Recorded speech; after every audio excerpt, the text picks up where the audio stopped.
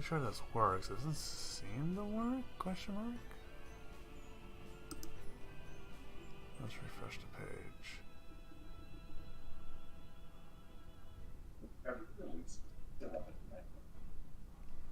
Unless it's showing up separately. Download setup here. Don't really care. I want to check my YouTube. It says transmission, so maybe. Oh wow, yeah, we are live. Okay. Yep, it seems to work. Okay, cool. So I don't need to do that. I don't need to do the extra step. Got it. Are you gonna cut out the setup before the thing for the VOD? Oh, this is actually streamed on YouTube itself, and then it'll be recorded later. Ah, I see. Yeah. Cool. Okay, well. Which I don't think I loaded it up quite yet. Okay, so. Oh, this is a kind of a. Well, it's a test opening start, so whatever. So hello, this is Dicker from the OSS, and I'm here joined with Meepo and Daybreak. Hello. Hello. So, oops, I think I was supposed to put. Oh yeah, that's still playing. So this is like gonna be our, I guess, first podcast on YouTube. But going forward, I'll be doing more YouTube content, so that's a good thing. Because apparently, I've heard from different grapevines that people notice more of my YouTube stuff than anything else. I'm like, okay, focus on that. Good to know. That's good. Yeah, it's I'm not honestly surprised.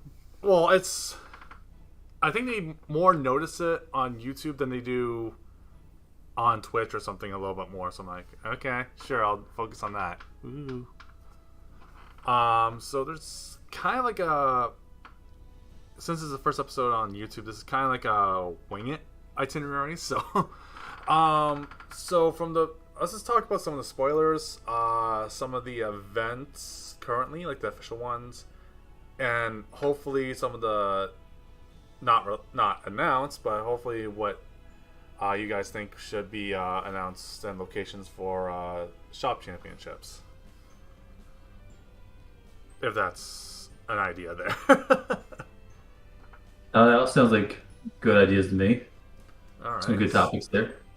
So from there, let's just go with so yeah, the first one was the spoilers. So what do you think of the current spoilers that have been released so far?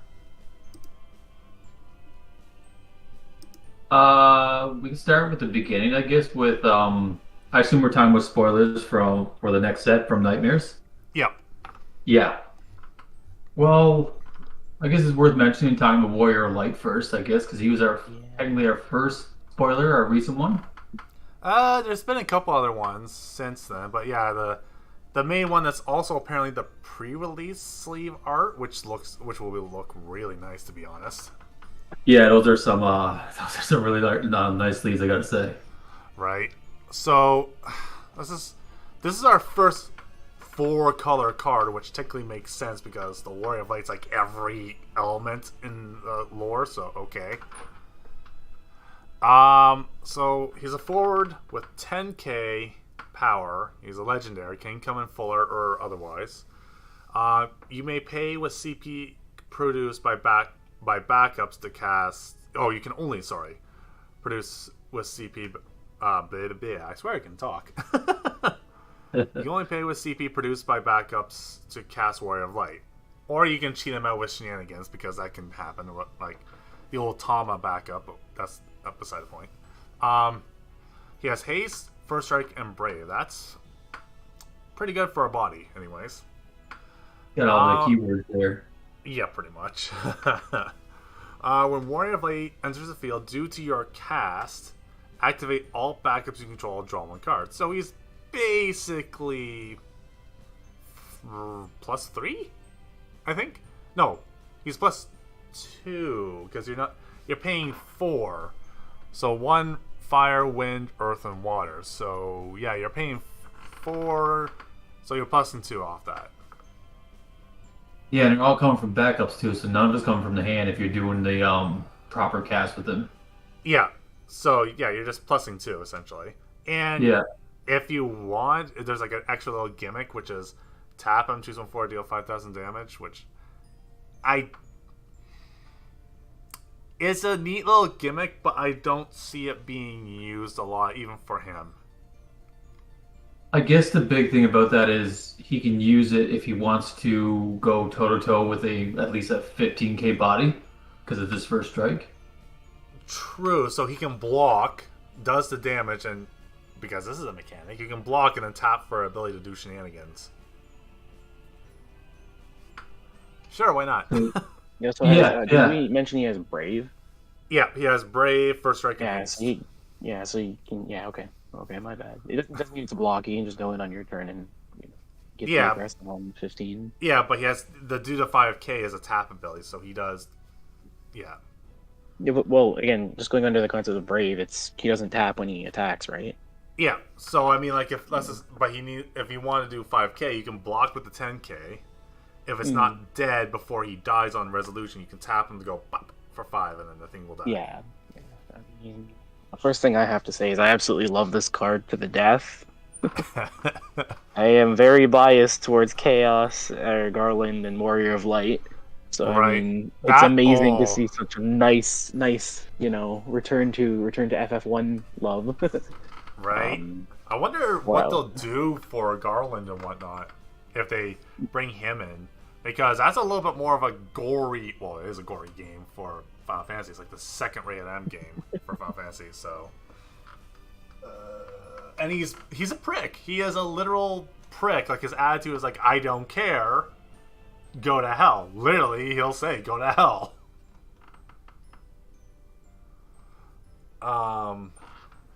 So, there's the whole Warrior of Light. So, I guess the next one we'll talk about is the Yuna, the Wind Water one, the forward. That's also legendary. And a box topper.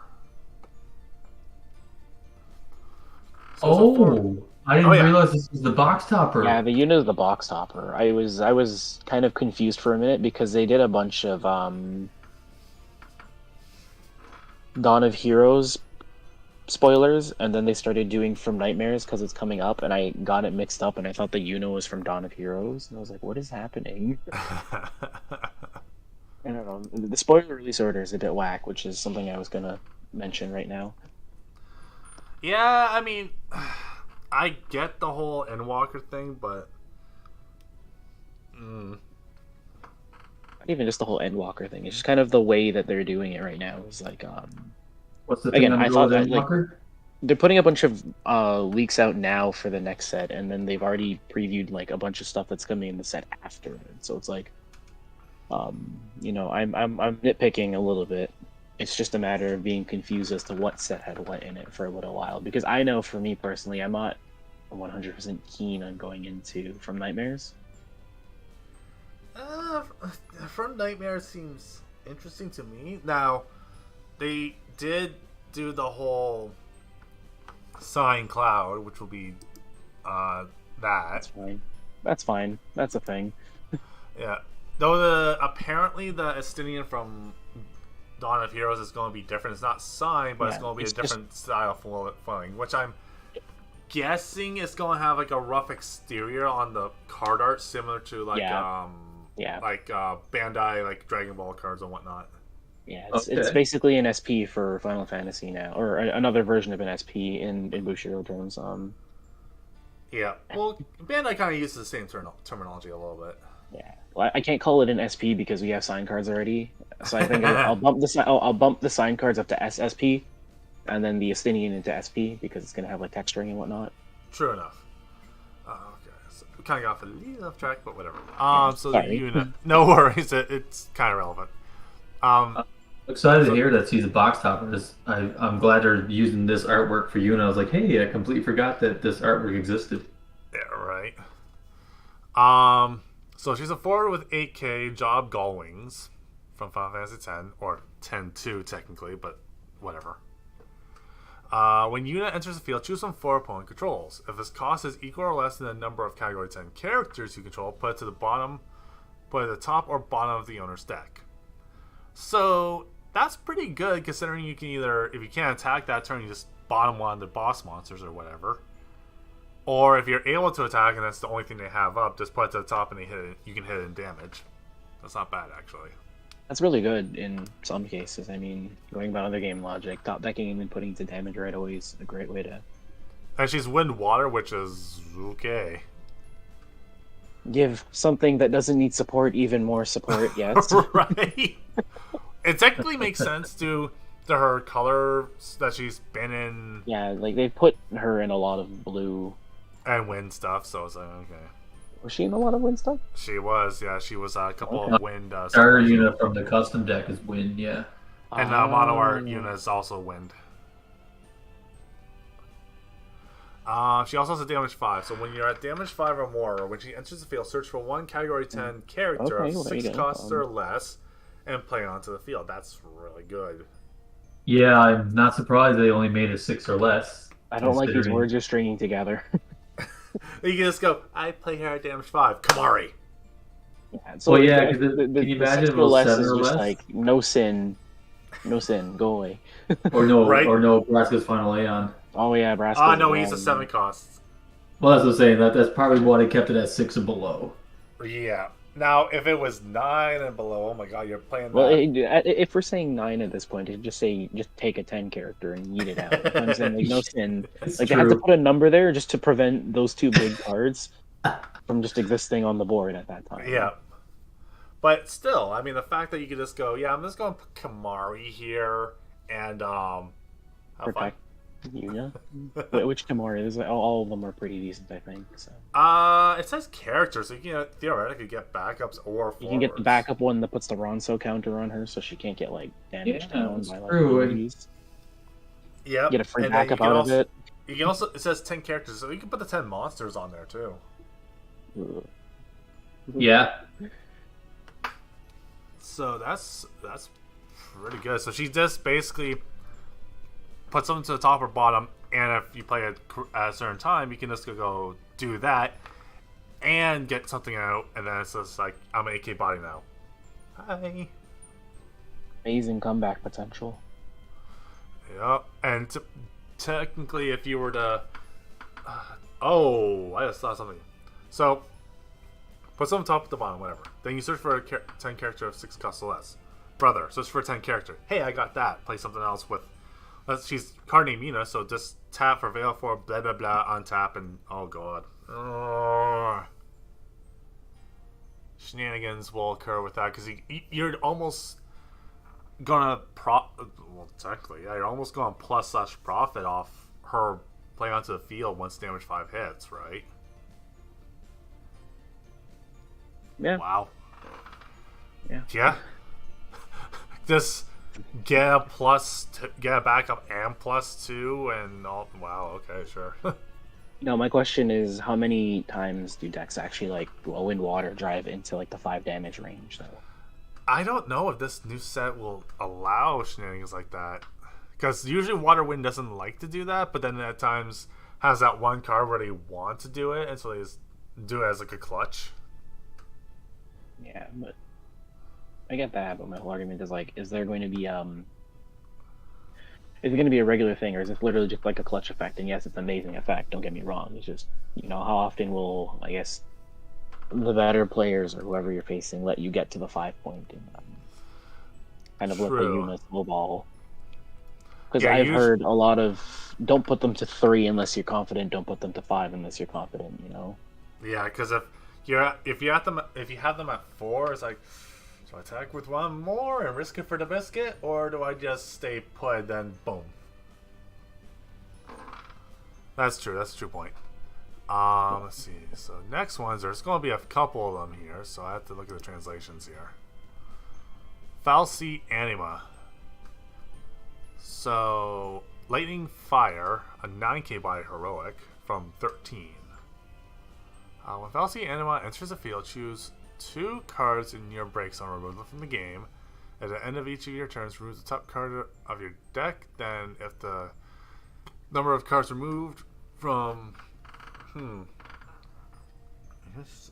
Then, if the number of cards removed from the game by Falsy Animo's effect is 5 or more, right, add them all to your hand and break all the forces. All the forces your opponent controls. Oh my god.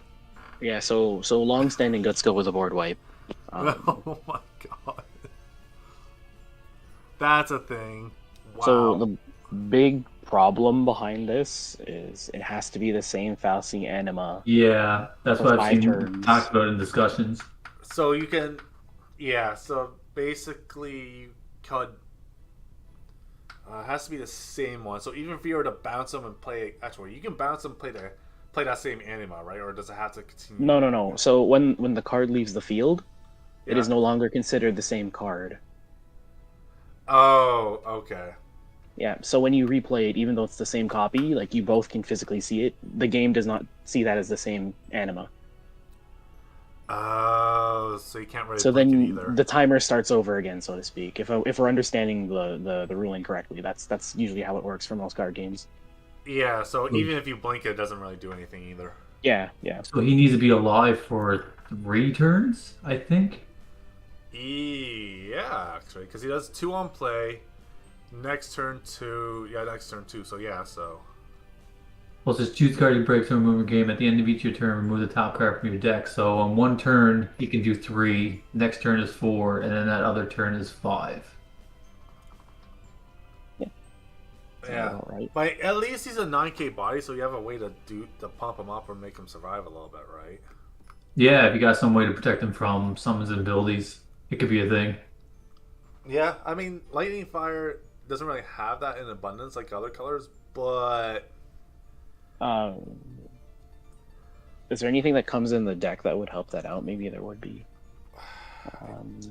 Unless you're adding a third color, I don't really think so.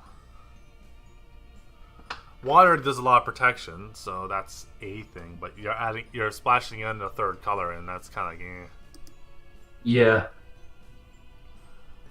So, I mean, a lot of decks are using 3 colors these days, anyways. But it's fire, lightning, and that doesn't have a lot of.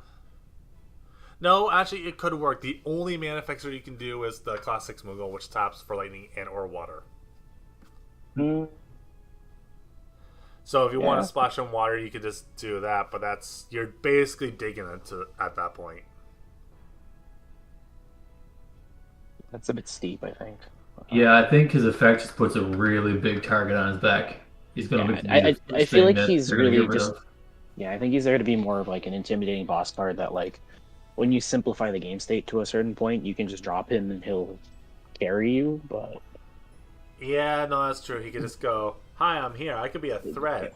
If you really want to deal with me, deal with me. Other than that, you're going to be in trouble. He definitely feels more like a Winmore card at this point. Because like, if we are under the understanding that it has to be like the one Falsy on the board, that's literally Winmore. Like, if your opponent can't out it, you're already winning the game at that point. And then he just does more Winmore stuff where, like, he'll wipe their board and give you 5 extra cards.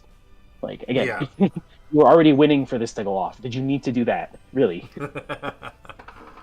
Okay, and now we're coming on to a card for a deck that has not seen support in proper support anyways, for a couple sets. Prish. Another Prish. Yeah, I mean, that deck has not seen proper support in quite some time, so I'm kind of happy that she's coming back. Oh, this is the Monk Abhorrent one, isn't it? Yeah. Okay. So, she has 3 costs, Ice, Earth, or Warp 2. Ice, Earth, and 2 something else. Why would you pay 4? Okay, I guess there must be a reason. We'll read it here. So when Prish is in your hand, if Prish in your hand is removed from the game via Warp, choose 1 forward, deal 8,000 damage. For Prish enters the field, choose 1 forward, 1 backup. Don't freeze them. That's so you can kill something via a paid hand trap, and when it comes into play, it says blap. No. So it's a new thing. So you're going to get your warp eventually from her, but now they're giving you an added effect of, what if you do warp her, something's going to happen immediately. Yep. That's And Um, then 2 turns later, really? she's going to be warped in. Do we remember when warp is doable? Is it a quick effect or is it only on your turn? it's a delayed effect, I believe. Well, I know So- it's like delayed. Like when can you like warp I- something from your hand? I think warp can only be done during your turn, so I guess, Okay. main phase 1 and main phase 2? Okay. Yeah, I would assume so at that point, yeah, unless they state otherwise. Because if they say no, you can do it on your opponent's turn, oh dear god, that'll be a whole whackload of mess right there. Yeah. Uh, Cause a lot of things to change up with like how good or bad warp may seem, I guess. Yeah. Because I'm thinking about that now, and I realize like turn one Theodore would not be fair if you could literally warp it on your opponent's turn to get the one accelerated turn count. yeah. Right. Yeah, I take that back. I'm sorry, that was a stupid question. No, I don't worry about it. I even thought about that the other day myself. I was like, wait a minute, is warp done at any point? And I thought about it, I'm like, no, that'd be pretty OP. Too good. Yeah. Right. So, yeah, she has a really good warp ability. Even though you're paying And one extra mana than her actual cost, it benefits, right? You're Yeah, essentially well, shooting something to get it gone and then getting something out on like 2 turns later. I like that. I like that. Like, Actually, she's also a 9K, which is legendary, but she's a 9K, which means if they Asu that, it's not dying. No, it's not exactly. So, well, she so reads pretty good. she's safe from a lot of nonsense. Let me put it that way. Yeah, but they can still And- Asu she doesn't come in, but that's beside the point. Let's just say. It's like, if they're gonna Ama on Prish, they might as well do it before she hits the board, unless they hard play her from her hand. Wait, I when really Prish is like it. removed- Yeah, okay. Yeah, because like the deck I made within the last year or so was the Mono Earth Monk deck, and I love the new Prish that came out recently for it. So this new Prish now is, to me, I want to try at least in 1 or 2 as well. The ICP I'm not really worried about because you're running Earth, so Shantado, Tyro should be able to pay for that. And even Kuseth Riku as now, well. if you really wanted to. Yeah, that's true. Even Riku. And Kuseth, the Earth one, that on damage 3 or something, you get E-Tats for any color. Yeah, so I think that's manageable with Prish having a bit of ice on it in her cost. Yeah, no, that's fair. And it's an extra Prish card for the other Legend Prish in case you want to discard it to pump her up by 4,000 rather than 2,000. Yeah. Let's see. Okay, so there's that one. Yeah, so that's Oh, definitely wow, one good Legend card. I'm really looking forward to. Now, if I can pronounce this right, Tsuki Chibuki. I think I pronounced that right. Yep, Cookie Jabuki. Uh, 3 cost 6k rare from Final Fantasy 11. He's a Jaw Black Mage, so he has That's big. That's big. yeah, with the Black Mage deck. Yeah, Black Waltz. Doll, choose one for deal 2,000 damage this turn. If it were put into the break zone, remove from the game instead. Oh, okay. That's relevant. Yeah, because let's just say you do something X amount of damage, but doesn't exactly die, like from like any of the Black Waltzes or something like that. Yeah. You Well, you can ping it, just go, yeah, no, get it gone. No, you're not getting Yeah, this so it's extra ping. So now, like, if you had this fielded, just like the one copy, now you can do 6k, I believe it is.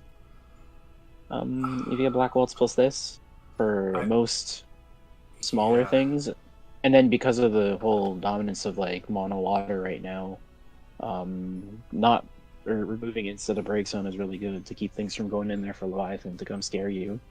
right?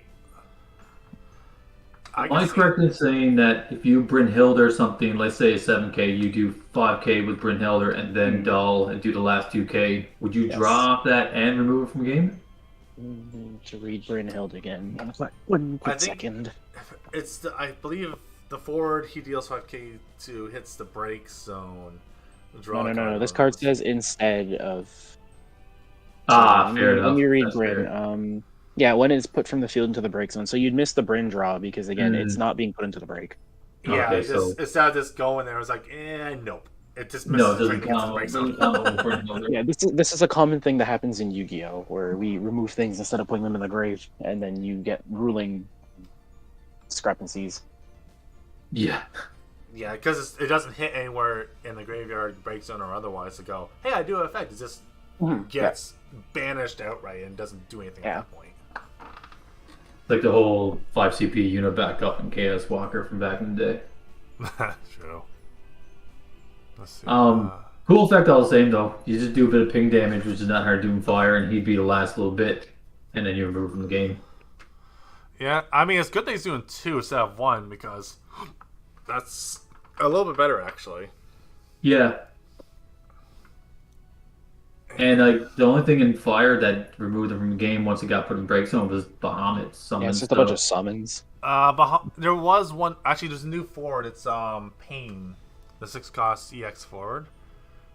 Is Yeah. that the one where like if you discard like a dual element, it does extra damage too, or is that a different I one? think something like that. But I mean, her general passive ability was if a damage forward is put from fields and breaks on remove instead, or something like that. I don't think anyone's going to be using that at the moment still. No, but it could have. Yeah. Yeah, fair. This is a rare, right? Kukichibuki's a rare. Yeah, okay. I think it's a pretty decent rare. I'm not, It's. play I mean, in Mono Fire, Black yeah. Mage. It's a utility for Black Mage deck, which is a good thing. Yeah, and more ping for Mono Red because that deck definitely needs more ping. Yeah, I just wish there was a little bit more for Lightning, but that's. Yeah. Yeah, right. I hear that. So now, right now we're going on to which are using art from the chapter series, which is nice. The 6-cost backup Sephiroth. Oh, we're going with Sephiroth. Yeah, they're doing Sephiroth as a backup this time. Oh right, I remember mentioning this one before. Yeah, and that backup has back attack as well. It's great. Like, hey, I I'm love gonna it. Flash this in, have fun. It's not that it's a backup with back attack. It's Sephiroth. Back attack comes with it. Because it's like, hey, I have back attack. Yeah. So let's read the effect. I'm pretty sure since Kenny Amazon did state that he has to design the cards based off lore, it makes sense that he has back attack. Let's see what his effect does. The cost required Sephiroth is reduced by 1. I will assume by 1 because the thing was cut off by 1 for each damage you have taken. Okay, so at 6 it doesn't say he can't become 0, so at 6 he becomes free. That's pretty nuts. Yeah. When Sephiroth enters the field, choose one dull forward, break it. It's just Sephiroth doing Sephiroth things. Sephiroth just everything a thing. Got it. Yeah. He just literally comes out of nowhere. Like he's a backup, which is nice, I guess. He's ice. He's ice again, part of his thing, and yeah, he's just a good. I think he's a really solid card. Kind of scary for late game. Actually, it kind of plays into ice because there's a lot of ice cards that they have kind of damage 3, but a lot of their damage effects are 4 or 5 previously. So, and since ice is so usually a slow play, you're gonna get to the point where like he comes out for free. But what I was getting at was like all of the forward Sephiroths are like threats that like your opponent will have to actively work to remove. Like if we look at Opus, what are we on? 18, I think.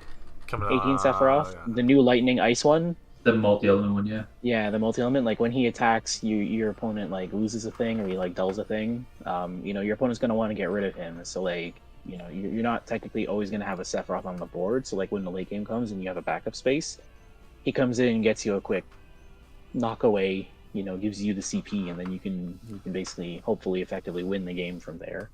Yeah, because let's say they get you the 6 damage, like okay. Main phase 2, and then main phase 2, okay, respond. Boom. Even in battle phase, like, they declare an attack, you can back attack the Sephiroth out, pop the attacker, and not take the damage. Yeah. True. It's like, I'm gonna up. Okay, never mind. Maybe a little overhyping, but, I think this card is really solid. No pun intended. Like, even if you're at damage 3, and paying 3 for this, like especially if you use 3 of your backups to pay for it like that, I mean, it just feels good. Big feel good card. Yeah. Yeah, I think just because he has like the whole break a dull forward thing, it makes me feel less gross about having to play it early game and losing out, like locking myself out of Sephiroth. Yeah. Yeah, no, that's good. That's Yeah. true. Yeah, because like you're trading for even more value now. Because it now also give your opponent a bit of a worry, going, they have Sephiroth in their deck. It could be any other Sephiroth. Yeah, This will give them pause, going, do I really want to give them damage to reduce this? Heck, even if you were to use a backup to search for an ice character, it's like, search for that Sephiroth. now let's take a second to think of some fun stuff. Do we have any ice things that get rid of your own backups? Oh, that's a good question. There is. Here's the funny thing: is card named Sephiroth. The dark one. Yep, the old Wave 1 promo. The the- promo, Title Sephiroth.deck. yeah. Because he just goes special tap, pay 2, tap him, choose a backup, pop it. Oh, lightning ice. We could actually also do the Garland things like with Ranpair too, if we wanted to. Yeah, Okay. the garland that breaks a character. Yeah, it falls in color. Oh man, that's kind of gross. Yeah. Evil people teaming up to do evil things. So let's see. What's the next one? Behemoth. Oh, garland can only break a character of cost 3 or less. Oh, okay, we're safe from that then. I forgot about that. Still a lot of good targets with that. But we're going on to Behemoth now. From Final Fantasy IV, which, if you're playing 4 theme or 4 title decks, could be a good thing. He's Earth, 1 cost monster. Oh, he's a multi-unit card. Okay, Behemoth? Yeah. Behemoth. So, when Behemoth enters the field, you may pay 1 Earth. So, you may pay Earth. Okay, so he's 2. When you do he's so, choose multiplayer, 1 forward until the next turn it cannot attack or block. What? Okay. Okay. Or you may pay 1 Earth. Wait, can you just do both these effects? Doesn't really state. Yeah, it looks like it's 2 separate effects. Yeah. The second effect, Earth, until the end of the turn, Behemoth becomes a 4 to 7k is a trigger. Oh, it's ability. like already. Oh, yeah, it's like when it's already on the field, you can do a thing. Okay. Yeah. It's the animate cost. Yeah, he's a common too, which. Yeah, I mean, Wow. this is a good common. Right? Yeah. And it's in Final Well, Fantasy IV, which is good for stuff like that because it kind of other than. So I can see that being used in the Cecil side rather than the Golbez side, because the Golbez side already has shenanigans, so it doesn't need that stuff. Behemoth is a Golbez is category like- 4 character, so he's going to give Rydia easy growth counters. Yep. And he's in the right element with Rydia, so like you pop 2 of those down, Rydia has extra 4 growth counters. Yeah, you don't even have to pay the stun cost. You can just drop them down for 1 CP. Yeah. Yeah, I was gonna say with Golbez's primary color for his support, I think, was Earth in the dual decks, if I'm not wrong, because he had Oh yeah, it's true. Baigen plus Scarman Garge. Well, Scarm is always Earth, but yeah. Yeah, so that might be good even for that. So yeah, he's as you said, he's a good common. So Yeah, really solid. I mean, even not in draft and construct, I'm pretty sure he'd see something. He reminds me of Goblin from Opus 17. oh right, okay. I see where you're Like going with it's a this. 1 cost where it has really good potential, and it's like it fits in a niche and it has a good niche. It's just a matter of who wants to play it and where. Yeah. You know, it's not crazy, but it's crazy good when you get to use it. Because again, you can steal a lot of stuff. You can make a 7k body, which is pretty good for 2 CP. Essentially, or just a delayed 1, but still. Yeah, I mean, delayed 1 is I think about that. You can just, what is it? Can you do it on your opponent's turn and just have them come out and block? You can only use this ability during once per turn, so it doesn't have to be your. Well, turn. the animate one, right? Okay, Yeah. okay. So Yeah. yeah, so you can get a free blocker in like literally crunch time. Yeah. Okay. So let's see now. Monsters are so interesting. Right. They're basically the artifacts / enchantments of magic. So yeah. The ah ha ha ha ha Titus from the art is from Theater Rhythm, which is okay. It is. 6 cost EX forward AK. He's a common, so EX burst. When you enter the field, choose one of the two following. Choose one forward, bounce it to the hand. Doesn't have to be your opponent's. Choose or draw one card. So he's a 4 cost with an AK button. I have problems with how they make these cards. He's also EX, so I think that's more you want him in your EX damage spot rather than hard play him. Yeah, worst case scenario, the new unit can play him at damage 5 for free. True, but I guess that's where they were going with it, right? I don't know, because like there's so many better Titus you can fill the deck with. It's true. Like, why would I not just grab like unblockable Titus from from custom set instead of this, where he's like an unblockable threat, and then I can get extra draws by being, you know. My whole thing I'm seeing right now comparing it is like Opus 17. They made Wind Cecil. I believe it was Wind Cecil, 6 cost EX 9K. On play / EX draw a card, and I'm basically going, why are they taking all the main characters who don't need more cards, making them insanely expensive, and just giving them a neutral effect, like, hey, when you play me, draw one. Like, outside of sealed and limited, maybe draft, I guess. I don't. Yes and no. There could be so much better ways to tackle these, in my opinion. Like, it did not have to be a Titus. No, you're right. It could have been any other category. It could have, like with an effect, with an effect like this, it could be any other generic schmo from the game, and it would be all right. Yeah, that's a fair point. I mean, at the maybe the most utility based, I guess, is he's pitch fodder for a special. Yeah. I guess, yeah. Yeah. Okay, I'm going to stop complaining about the commons. They're commons. Alright, so... that's about all there's there, but then let's see... Well, don't forget Arc. Did you cover Arc yet? Yeah, I'm just about to do so. Oh, sorry. Yep, I was going, wait a minute. Okay, that's it for those. Let's see where the Arc is. By the way, the Arc is a pre-release box topper. Oh my god, I love the art. Yep.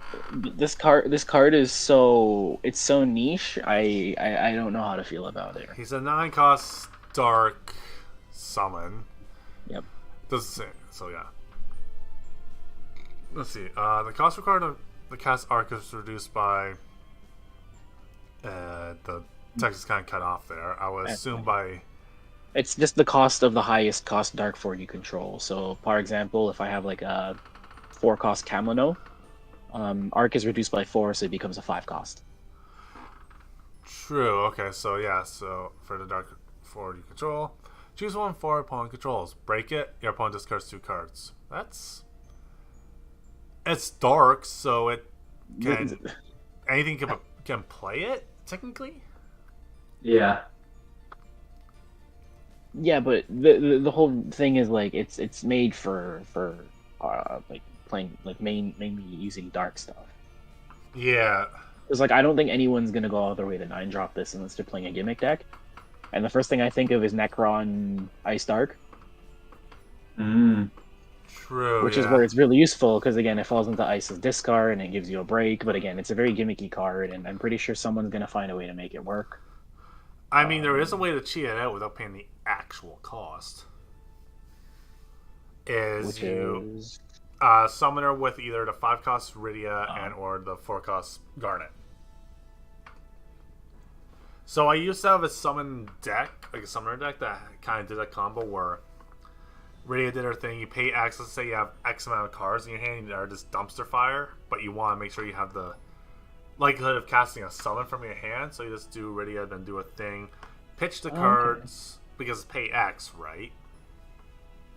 So you pitch the cards, do a thing, okay, I whiff, ooh. So you don't really care, but if you have that card in your hand and Garnet's live, you just go, okay, on your opponent's turn, tap, reveal the card. If you only have one card, it's like, oh look, it's an Arc. Pop it, you discard 2 cards. Isn't there a Seymour that also lets you like check top for a summon and Yeah, cast it or it's something like that. 2-cost Lightning EX backup. Yeah. See more backup, yeah. Yeah. So again, I don't see a lot of people going out of their way to commit to like making this work because like it's only like fringe cases, I guess. But It could be used for, like you said, fringe or just like kind of gimmicky fun decks. gimmicky right? So stuff, like, yeah. honestly, if I mean, someone were to it might put be that fun as as like a one-off. yeah, I was going to say like one copy. If you really want to, it's just like okay, I have this gimmick, I could do a thing. Ooh. Yeah, like if you're building around it, like again, if you're playing like Necron, Dark Ice, then definitely this is something you're probably gonna play like 2 of even just to be like, hey, look, big scary thing because it says highest cost dark forward, and I'm pretty sure you can turn things dark with Necron. You can, yeah. Yeah, Or if turn you play one Chaos, character, right. Yeah. you play 16 Chaos, and then you have an 11 cost Chaos that makes this free. Yep. So yeah, that's I think it for the spoilers, unless there's one that I did not realize that came out yet. No, I think you covered it all. Did we? Wow. Yeah, I gush about Warrior of Light's amazing art again, and just the fact that this thing looks amazing. It's perfect. I need a full art or 3. So we went through spoilers. Crap, I just brain farted on the second itinerary item. Crap. Probably should have written that down as I was thinking about it, but Okay, we can derail if we need to. I wouldn't say do you. Oh no, it was a continuation of the second one. My bad. So current events are coming on for like currently they're announced. So like the materia cups and whatnot. I like the fact that they're doing community leaders or community TOs or whatnot as those that are helping organize it, which is a good thing. But as we've already seen so far, that also puts a lot of stress on. I've experienced it myself with their Canada re-rides, so it's not on the same level, but kind of the same thing. It puts a lot of stress and a lot of extra weight on the TOs and event organizers for the community and community leaders. And when they don't have information, or if they do and they can't release it yet, they're stuck in that very sticky situation where it's like, oh, what do I do? People keep asking me, I can't answer it, so it's bugging the crap out of me, i.e.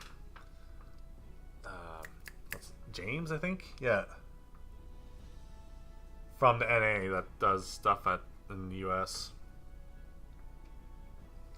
He kind of did a post going, I'm getting tired of all the questions I can't answer. Right. So, he's doing the best he can. Also, for each other community leader or organizer is doing the other materia cups and or stores that are helping with it, that's a lot of stress. That if for a community like Final Fantasy, where our dedication I've noticed over time, a lot of the dedicated players still play, but in terms of events, they're kind of hit and miss depending if there's no official events. They just go on to another game, or when there is official events, they come in waves, and these are huge waves. Yeah. Yeah, so I've noticed now over, like, since official events are booting back up, like, in Canada, for at least Ontario, I've noticed that there's a lot more people that did quit out of the game because there's no official events, are now coming back in going, hey, official events, let's do this. It's like, okay. Yeah. So, at the very least, we have, the communities have players that come in droves for these events, but I don't think fully that the communities were anticipating all this. So, yeah, community leaders can have a lot of weight on their shoulders since this is a thing. And It looks awesome though. I'm just so sorry. I'm talking as a community leader, so I'm my perspective on the whole situation is more what's the guy what are the team members going to do to help organize this? What are their staff going to do? How are they going to do it? And what's it like? I go through a checklist in my head, right, as a community leader and a TO. So I'm like, oh boy, that's all. There's going to be all hands on deck on that one. Well, yeah, you got to think about that kind of stuff as, like you were saying, as a community leader and a TO. Like, those are the things you have to be aware of and know that stuff in advance if you want it to run smoothly. Yeah, and I understand the player aspect where it's like, hey, I want information, I want this, I want that, I want to book my thing for this, I want to make sure my travel plans are ready for that. Cool, I get it. But when TOs and event organizers and all that stuff don't have the answers, or when they do, they can't give the answers, we do get frustrated, and we do voice our frustration in some ways that we would not normally do so on a regular basis. So, that's just my point of view as a TO. What do you guys think as either players or otherwise? Like about the materia cups and whatnot. I think I'm going to say my piece here and now. It's just I'm coming from a lot of bigger games where there's a lot of support and there's a lot of, I guess, communication between the company and, you know, all of the shops and whatever. And I just find that, like, I have no problem having things like materia cups and bigger events. It's just a matter of where they're being held or what stores are kind of cooperating to do so. Yeah, no, that's a fair point. Right? The biggest thing. So, like I said, a lot of places in Toronto technically sell Final Fantasy. A lot of places in Brampton, 2 places in Brampton receive product, but they don't hold events. Right? If they have the potential to, they say they don't have the people to come in and hold the events if they were going to host it.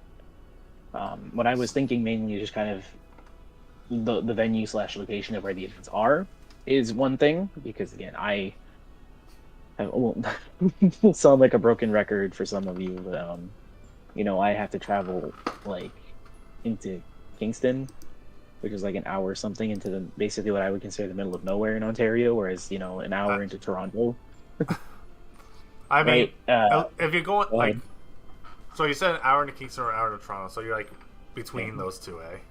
Yeah, so I'm saying, like, if I had to go to Toronto, I'd feel more incentivized to go to Toronto, because at least, like, you know, again, there's a lot of stores that sell Final Fantasy product in Toronto. I'm surprised these stores aren't doing something about it and hosting events either. Maybe they don't have the staff to do a tournament, they don't have to drive, whatever. The community has been trying. I've talked to the community there. Yeah, I've heard, I've heard some things, like, on Sundays, like, ANC did things, you know, but then, like, what I've heard clearly got shot down after calling the store and asking. Maybe it's just a group of community members doing it, but I'm saying, like, if, you know, something like a Materia Cup or a larger event, even though the overhead would be pretty expensive, would happen in Toronto, I think it's more appealing for everyone in the community to come out, and it would probably help, but it would also add stress onto TO / stores, because, again, you're dealing with a big, expensive venue in the middle of, like, the busiest city on, like, X day, but then it makes it easier for more people to try and come out and to accommodate, because, again, transit will flow into the city more than, you know, out into, like, Ottawa, Quebec, no offense. Had that issue with the whole re-raise that happened, where I was originally planning to go, but then the expenses were insane.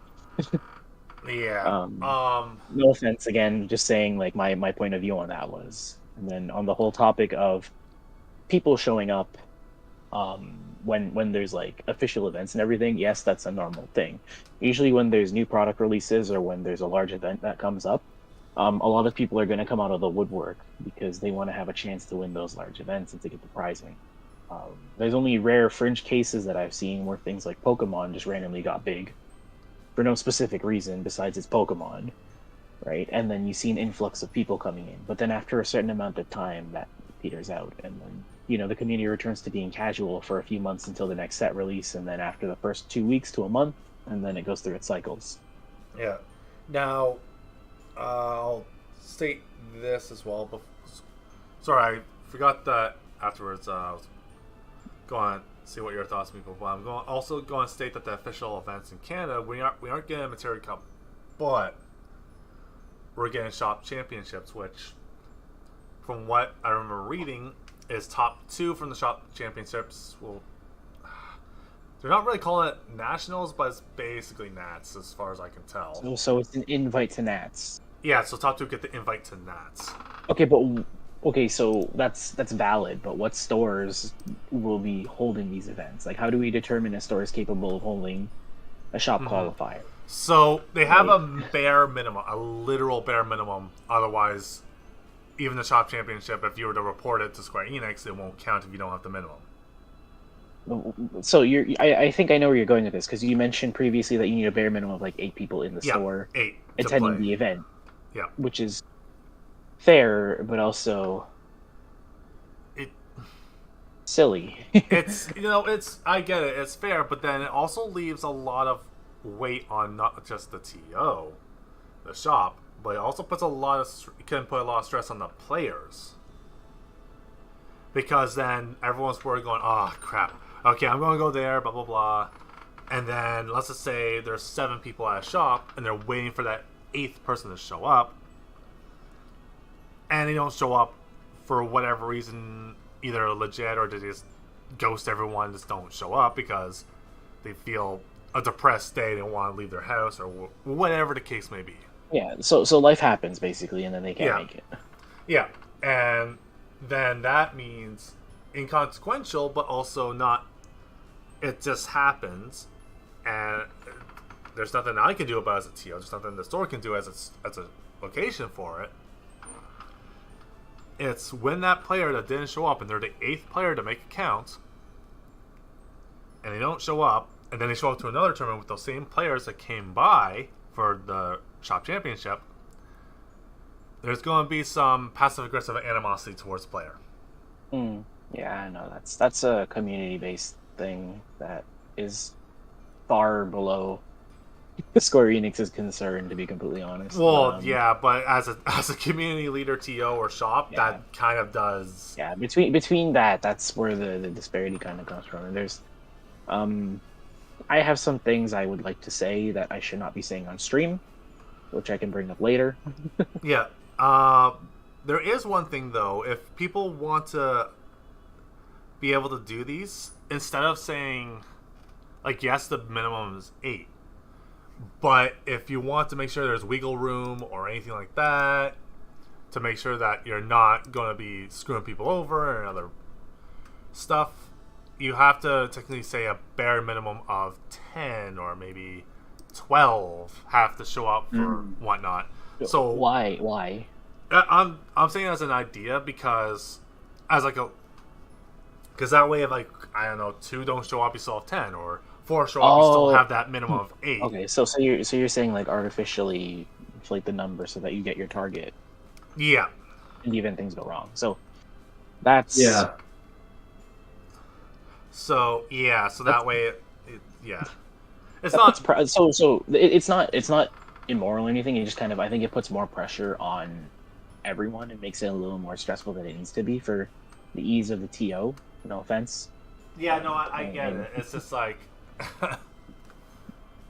So, like, this is kind of leading into what I was thinking, where if you chose a specific venue and you accommodated it accordingly, it would work out in most likely hopefully your favor. Again, this is me speaking from a very different standpoint, because I've never organized more than like 2 tournaments in my life. I hated it. I never want to do it again. But if you had it in an accessible location where, you know, a majority of your player base lies or is more accessible to, it's an incentive to just get people to come out, and then, you know, you won't have to worry. It's just more a matter of, can you cover your overhead for that venue? Yeah. The only reason why, now I'm also tuning my own location a little bit, but it makes sense due to geography and all that stuff, is for at least Ontario, Kingston's right smack dab in the middle between Ottawa and Toronto for A and the communities. Like, I've heard from both some of the Toronto players and the Ottawa players, if there's an event in Toronto, Ottawa players will go out, but they're a little begrudgingly doing it because it's like, oh, we have to drive like it's far hours, for them. Blah blah blah blah, and vice versa, right? Yeah, but again, I'm speaking from a biased standpoint because I live like 10 minutes away from a Go station, so it's really easy for me to go to Toronto, and I work downtown in Toronto, so it's like, you know, Yeah, though a lot of the other games like Yu-Gi-Oh, Pokemon, well, not even Pokemon. Pokemon does it in different places, but like a lot of like Yu-Gi-Oh tournaments and stuff, they'll happen at like the MTCC, and it just kind of has become, I guess, like a bias or like a mental state that I kind of agree with. Because even like Bushiroad's events, they're happening downtown Toronto now. Those are Yeah. free events, mind you, right? And they're getting like a hotel venue or whatever just to host their regionals. The numbers have drastically dropped over COVID, but they're still managing to be like, here's, you know, like 120 people in the same room for 12 hours. yeah. Which I am going to that, by the way. So if you happen to be there, I am going to that tournament, by the way, the regional. Yeah, I'll see you on the 4th. I'll be there Hey. I take unless something sorry, it's horrifying like happens. I'm only taking part in the 2 formats. I'm not taking part in like the combined format. No, I'm not touching that. No, with I'm 10 doing Saturday because my team needs a fill. So. football. Okay. Other than that, though, so I'll probably see you there at that point. Mm-hmm. Yeah, sure. So, I guess my only thing is, since there's going to be a lot more shop championships in Canada rather than a regional, I honestly think there might be events in Toronto and or Ottawa and Kingston or whichever the case, like in Alberta. I think there's a couple communities out there that are active and So I've heard as well. yeah. At one point in New Brunswick, I think at one point there was a huge one there for a while. Really? Yeah, I think it was New Brunswick, or was it? Wait, Or is it PEI? I don't think it was there. I'm not familiar with the scene in New Brunswick. The closest thing I've ever experienced is when I went on vacation to Moncton one time in 2019, and I think I stopped into a GameZilla store. I just happened to ask the people working there what the Final Fantasy scene was like, and they said that they tried for a little while, but it never really got off the ground. And that was back in 2019, and at the time, the only sets they had was only as far as Opus 4, so I guess they might have started around then, and it just kind of fell flat. But that was also years ago now, so I don't know if it reemerged or stayed the same or not. Not New Brunswick. Am I thinking of British Columbia, like way out west? Maybe? I know there was a big scene way out west, like literally facing the ocean out west. Yeah. I think it was like Cloud City or something like that. It was like years ago. They had a big scene there. Oh, okay. I think Manitoba had a big scene for a while too. But actually, I met one of the players from Manitoba for 2019's Crystal Cup.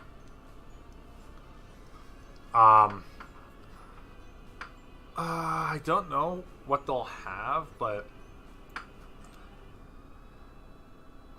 because this is a bit of a sticky situation both for TOs, shops, and the players, because even though there's kind of like a regional, it does put pressure on communities, because it's like, let's say Toronto has two of them, Kingston has one,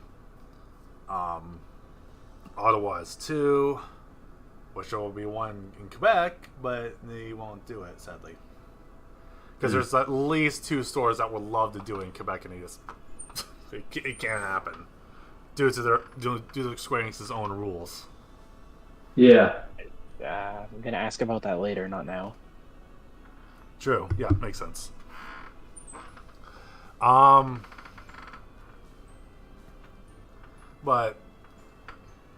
unless they change the rules, but anyway. So if there are some, depending on the store and if it's willing to do it, or I've seen it where stores get it and they just don't do it anymore. They're like, okay, I guess we're doing this.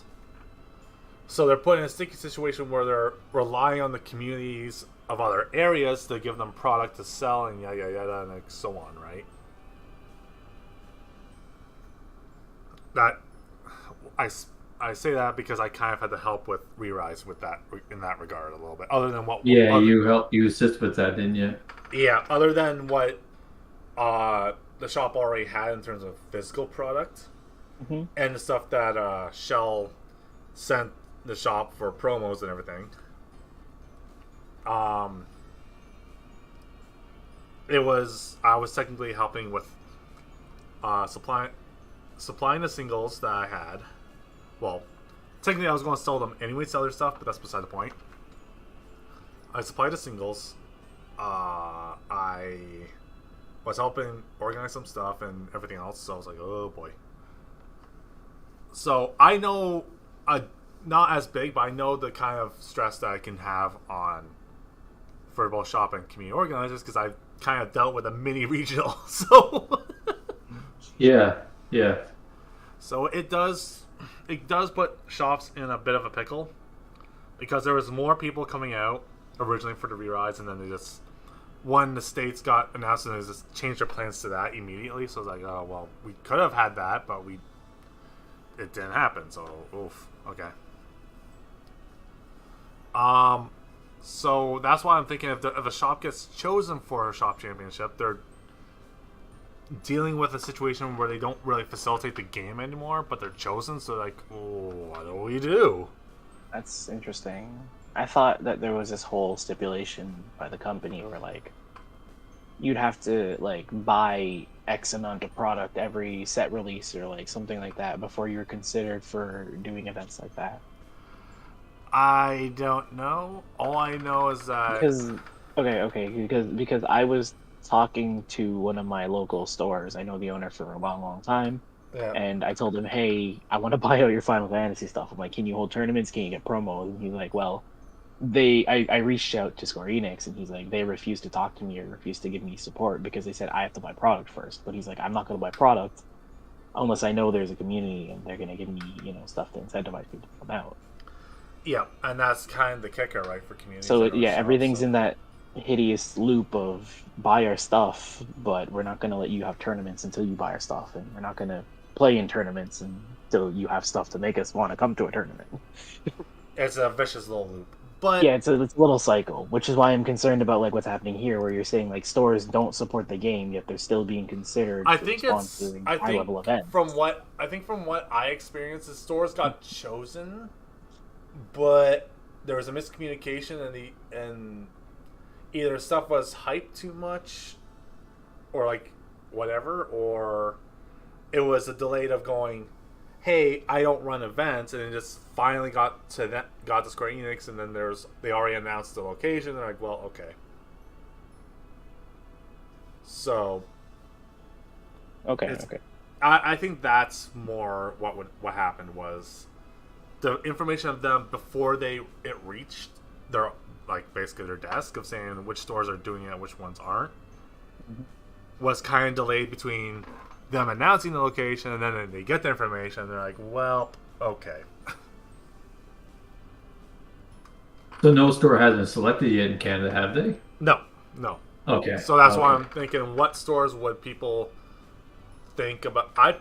Now, in terms of stores in Toronto, I honestly, it's gonna be hard because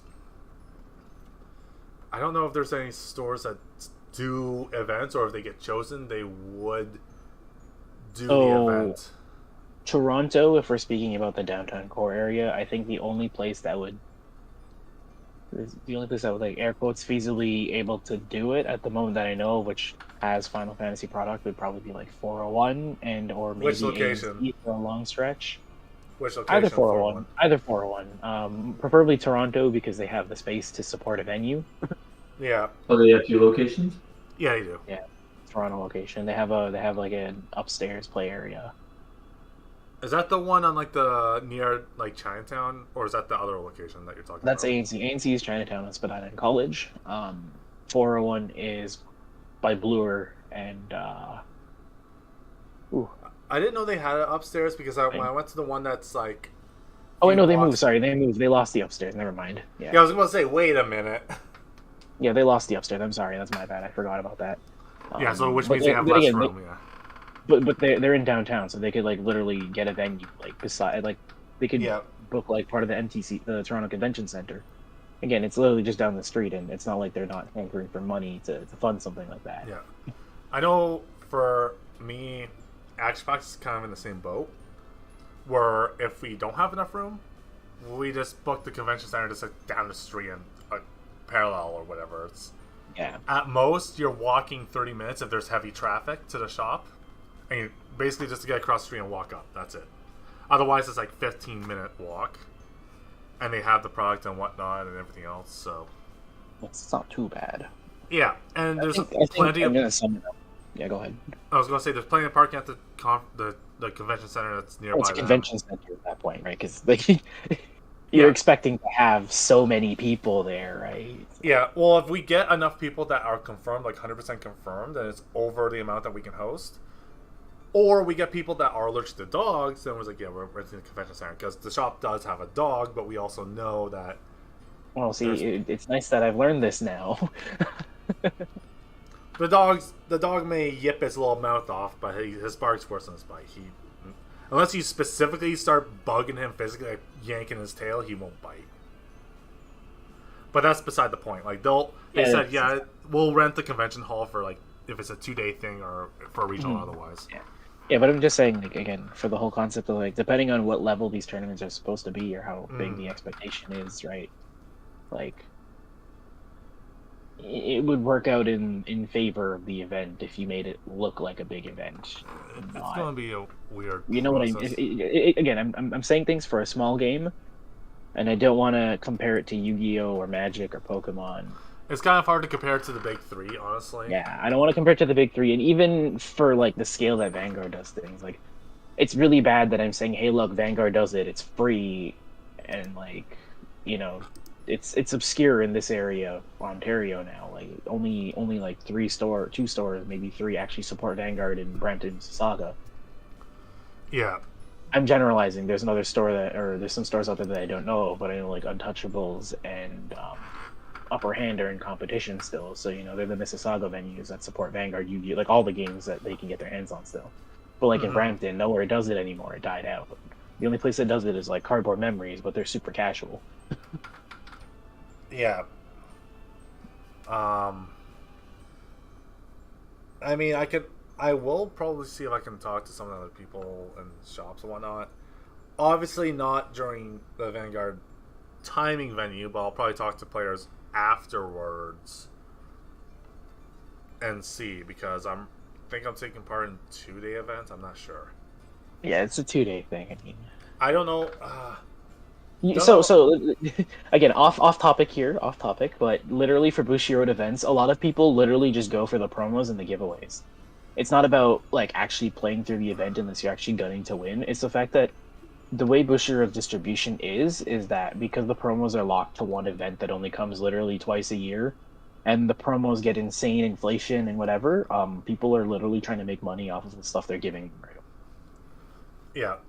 Actually, speaking of actually, right, they were actually chosen for a store tournaments or whatnot, but from Bushiroad. Ooh, action packed. Yeah. Congratulations. Yeah. Now, sadly, it's before regionals, but it's already locked in, sadly. So,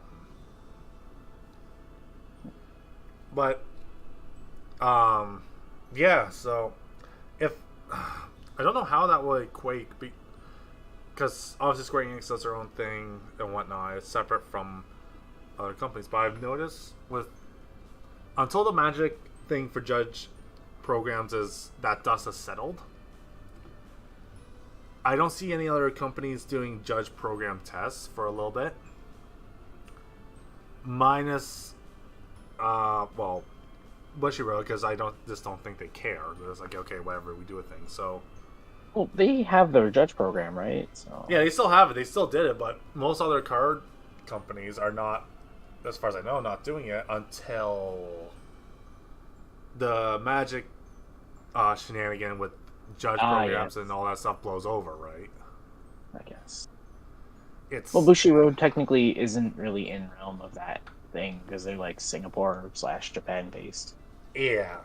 And then they just have an office here, and there's like 4 people that work at said office. So, true enough. You know, they've theoretically dodged the bullet and can do whatever the hell they want still.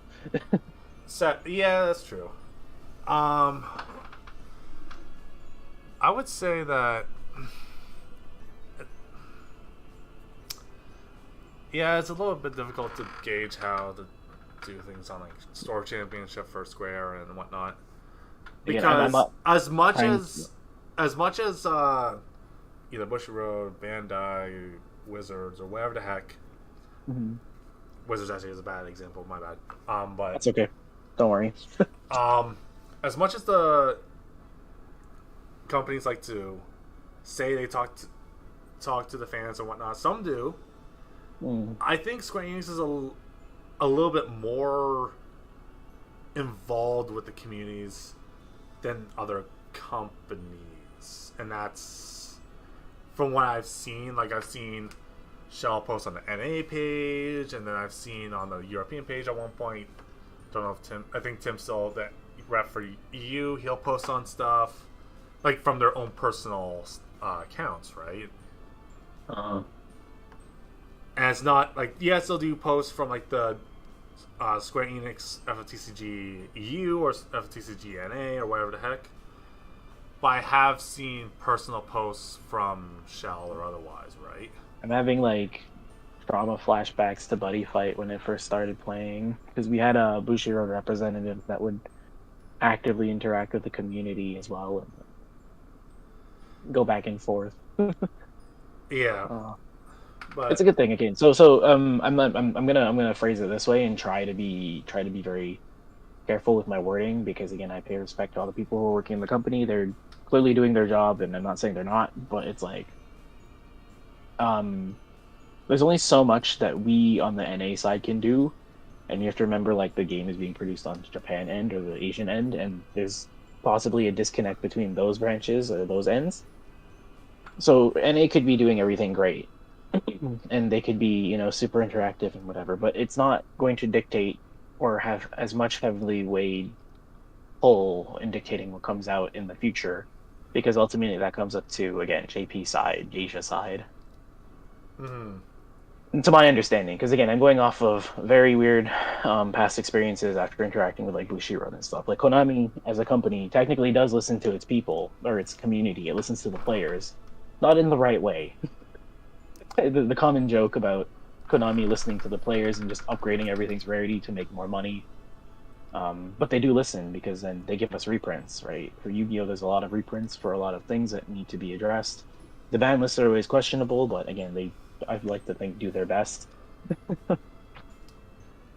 And just for a game like Final Fantasy, is community interaction on 1/3. I'm gonna round it down to 1/3 of like the game's actual community enough to constitute making a big difference at this point. I say it depends on how they interact, and I don't know. It's because like if you know North America and our representatives, North American team, or like Square Enix USA in general, like, you know, English and Japanese were to actually like meaningfully do things and like stuff regarding like all the feedback or whatever the interactions are happening with the community, right? If I'm understanding this correctly, let's just make it a hypothetical case here. yeah. We would have had a better ban list by now. We would have had less questionable set creation. You know, the events coming back, you know, if there was enough of an outcry, we would be having an equal number of events and, you know, possibly more. It's just what I'm trying to fully put out there and like understand, because again, if we have people in North America saying, hey, we want more of this, more of that, it technically doesn't really affect Phoenix, Japan. It's just posing it to them and saying it's a good thing, and then they'll be okay, and then they work together on the two ends, where it feels like this is only one end working separate from the other end. There's like a line of communication instead of like a bridge. Yeah. Well, that's though NA, EU, and Australia are the reps there are doing what they can with the tools they have in their tool box. Right? Yeah. That's what, like, again, and if that's not known, then like, you know, I don't know. I'm losing my train of thought here. I'm sorry. I'm gonna stop rambling. Any thoughts on that though, Amiibo? As for just the organization of organized events and all that kind of stuff, not much to say about it. I'm pretty excited about it. I know none of that will be happening here in my province in Newfoundland because we just don't have anything local anymore or like tournaments set up. But going back to what you're saying before, it would be nice to know the quicker we can learn about what places are hosting it and all that kind of stuff would be great for players like me because you might be the same thing as re-raise. You might have a lot of people coming from different provinces coming together to one place to go do it in Canada. So like having that information, the sooner the better, would be like beneficial to someone like me regarding to what you just said before, like planning, scheduling flights, and all that kind of stuff.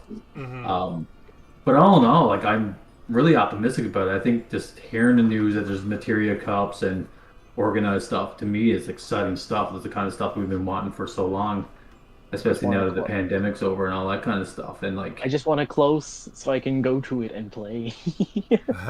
yeah, exactly. Like I know for me, the bottom line is going to be it's probably going to be somewhere in Ontario. That's probably the best place for me. And I guess from there, it's just a matter of what works out for me. But I mean, whether I fly to Ottawa or to Toronto, I guess doesn't really matter too much. If you're talking about flights and whatnot, Kingston does have a little airport. Or they increased the size, but it's still like it's an airport nonetheless. Yeah. I mentioned it in like the server a few times, but I don't know the owner of Action Pack is still willing to do it. I know he mentioned it. He's like, "Did I mention that?" I was like, "Yes, you did." He's like, "Oh." He's kind of going, hey, why don't we rent a bus and get people from the Kingston airport and bring them down? I'm like, yeah, I remember you saying that and all that kind of stuff. And to me, I think that's a wonderful idea, especially for someone like me who's to fly into Kingston and be like, okay, I got, very little way like getting around and all that kind of stuff. So like, I would want to look for whatever I can do that's cost efficient, all that kind of stuff. Yeah. And there actually is a couple of motels, hotels, or whatever that are up and down the street from the shop, technically. Mm-hmm. So yeah, but the biggest thing for me is like I don't know if I'm a minority or not, but like a lot of these events to me, the first thing comes to my head is, I mean, yes, the prize and everything would be hopefully is great and all that kind of stuff, but to me, that's not the reason why I want to go there. I just like to go somewhere and interact with other people in the Final Fantasy TCG community, right? Just be like, hey, I met some new players and all that kind of stuff, and just the interaction and all that stuff to me is the biggest thing. Right. So that's about it's going to be an interesting thing if anywhere's chosen for a shop championship, at least in Canada. I don't see anything in our area, which makes me sad. There was something trying to be built in Belleville for a while. Belleville. Oh, I remember hearing about Belleville too. Yeah, that's Sequence? That's Brockville. Oh, my bad. My bad then. Belleville's closer to you, technically. Okay, well. If you're like an hour from Kingston, or like an hour from Toronto, so I say you're more a little bit past Belleville and then whatnot. Because Belleville's kind of like an hour away from Kingston, depending of if you take the 401 as a good day. So, but there are some players in Belleville that do play as they now go to Kingston. Because Sequence in Brockville may sell the product. Red Dragon in Ottawa may sell the product. Some of the places in Toronto may sell the product, but as far as I know, there's not very many actually doing events. You're not wrong. I know that Red Dragon's trying to pick things back up again. It just is up to whether or not he's going to do it if the community's responsive. But as of for a store that does events, Action Pack's the only one that does it, and I think they're the only store so far that does singles as well that I know of. I think Sequence does have some as well, but I don't think they're going to continue. I don't think small. I don't think they're continuing it. So yeah, no. I've asked multiple times, and no, probably not. So yeah, so Yeah, Stadium's Action Pack's the only one that does it. So far. But if other stores want to do events and they're chosen, hey, I'll definitely go to them as whatnot if I can. Yeah. So, I guess geography speaking for players, it depends on. Actually, oh my god, this is going to sound bad, but due to the nightmares of the big national airports around the world, smaller airports might get a lot more traffic, give or take. Mm. I've noticed kind of a bit of a trend on that, so I'm like, oh, okay. But, so there's that. I guess the only thing I would really want from Square Enix is just a good time frame or like an announcement. The earlier the better for someone like me who would have to plan like big time ahead of time, right, to make it possible. Yeah, no, that makes logical sense, right? No, that makes the most sense, honestly, and I wouldn't argue with that because again, it feels unfair that if your area is not getting tournament support, that they're going to drop everything like super last minute and cause you to go into like last minute buying spree or whatever. Yeah. Like even dropping a thing and being like, hey, this is happening in like, Toronto, again, like 2 days before is not something anybody would be cool with, in my opinion. Yeah. Well, Toronto's also, as you know, it's nothing against the Toronto location. It can facilitate a lot of stuff. It's the price of trying to rent out a room or whatnot. It can. It's the decently extra high comparatively. accommodations. Yeah. And especially if you're in downtown, if you want to do walking distance or a short cab ride to the location, it can get pricey. And I've done the trips to Toronto a few times to do that, and it's as Meeple would do, if you plan early enough, it's a little bit cheaper, which is a good thing. Yeah. Or if it comes almost last minute and it's too close to the deadline, then it gets more expensive. Exactly. And as much a matter of taking the time off or having the time off to do it too. Yeah, and then as much as people think, oh, the hotels don't actually know about that stuff. Oh no, hotels keep track of all that stuff more than people know. So if they know that there's going to be an event, they'll jack up the price for their rooms. Yeah. So, in terms of accommodation, I'd say the smaller areas might be a little bit better because it's not exactly huge, but there's enough accommodation, there's enough space and whatnot. And for cities, small cities or so, like Kingston or otherwise, where they thrive, that's their main gimmick. Part of the main gimmick is thriving off tourism. They are well equipped to accommodate the tourism to no ends. Like that's part of their main gimmick. Mm-hmm.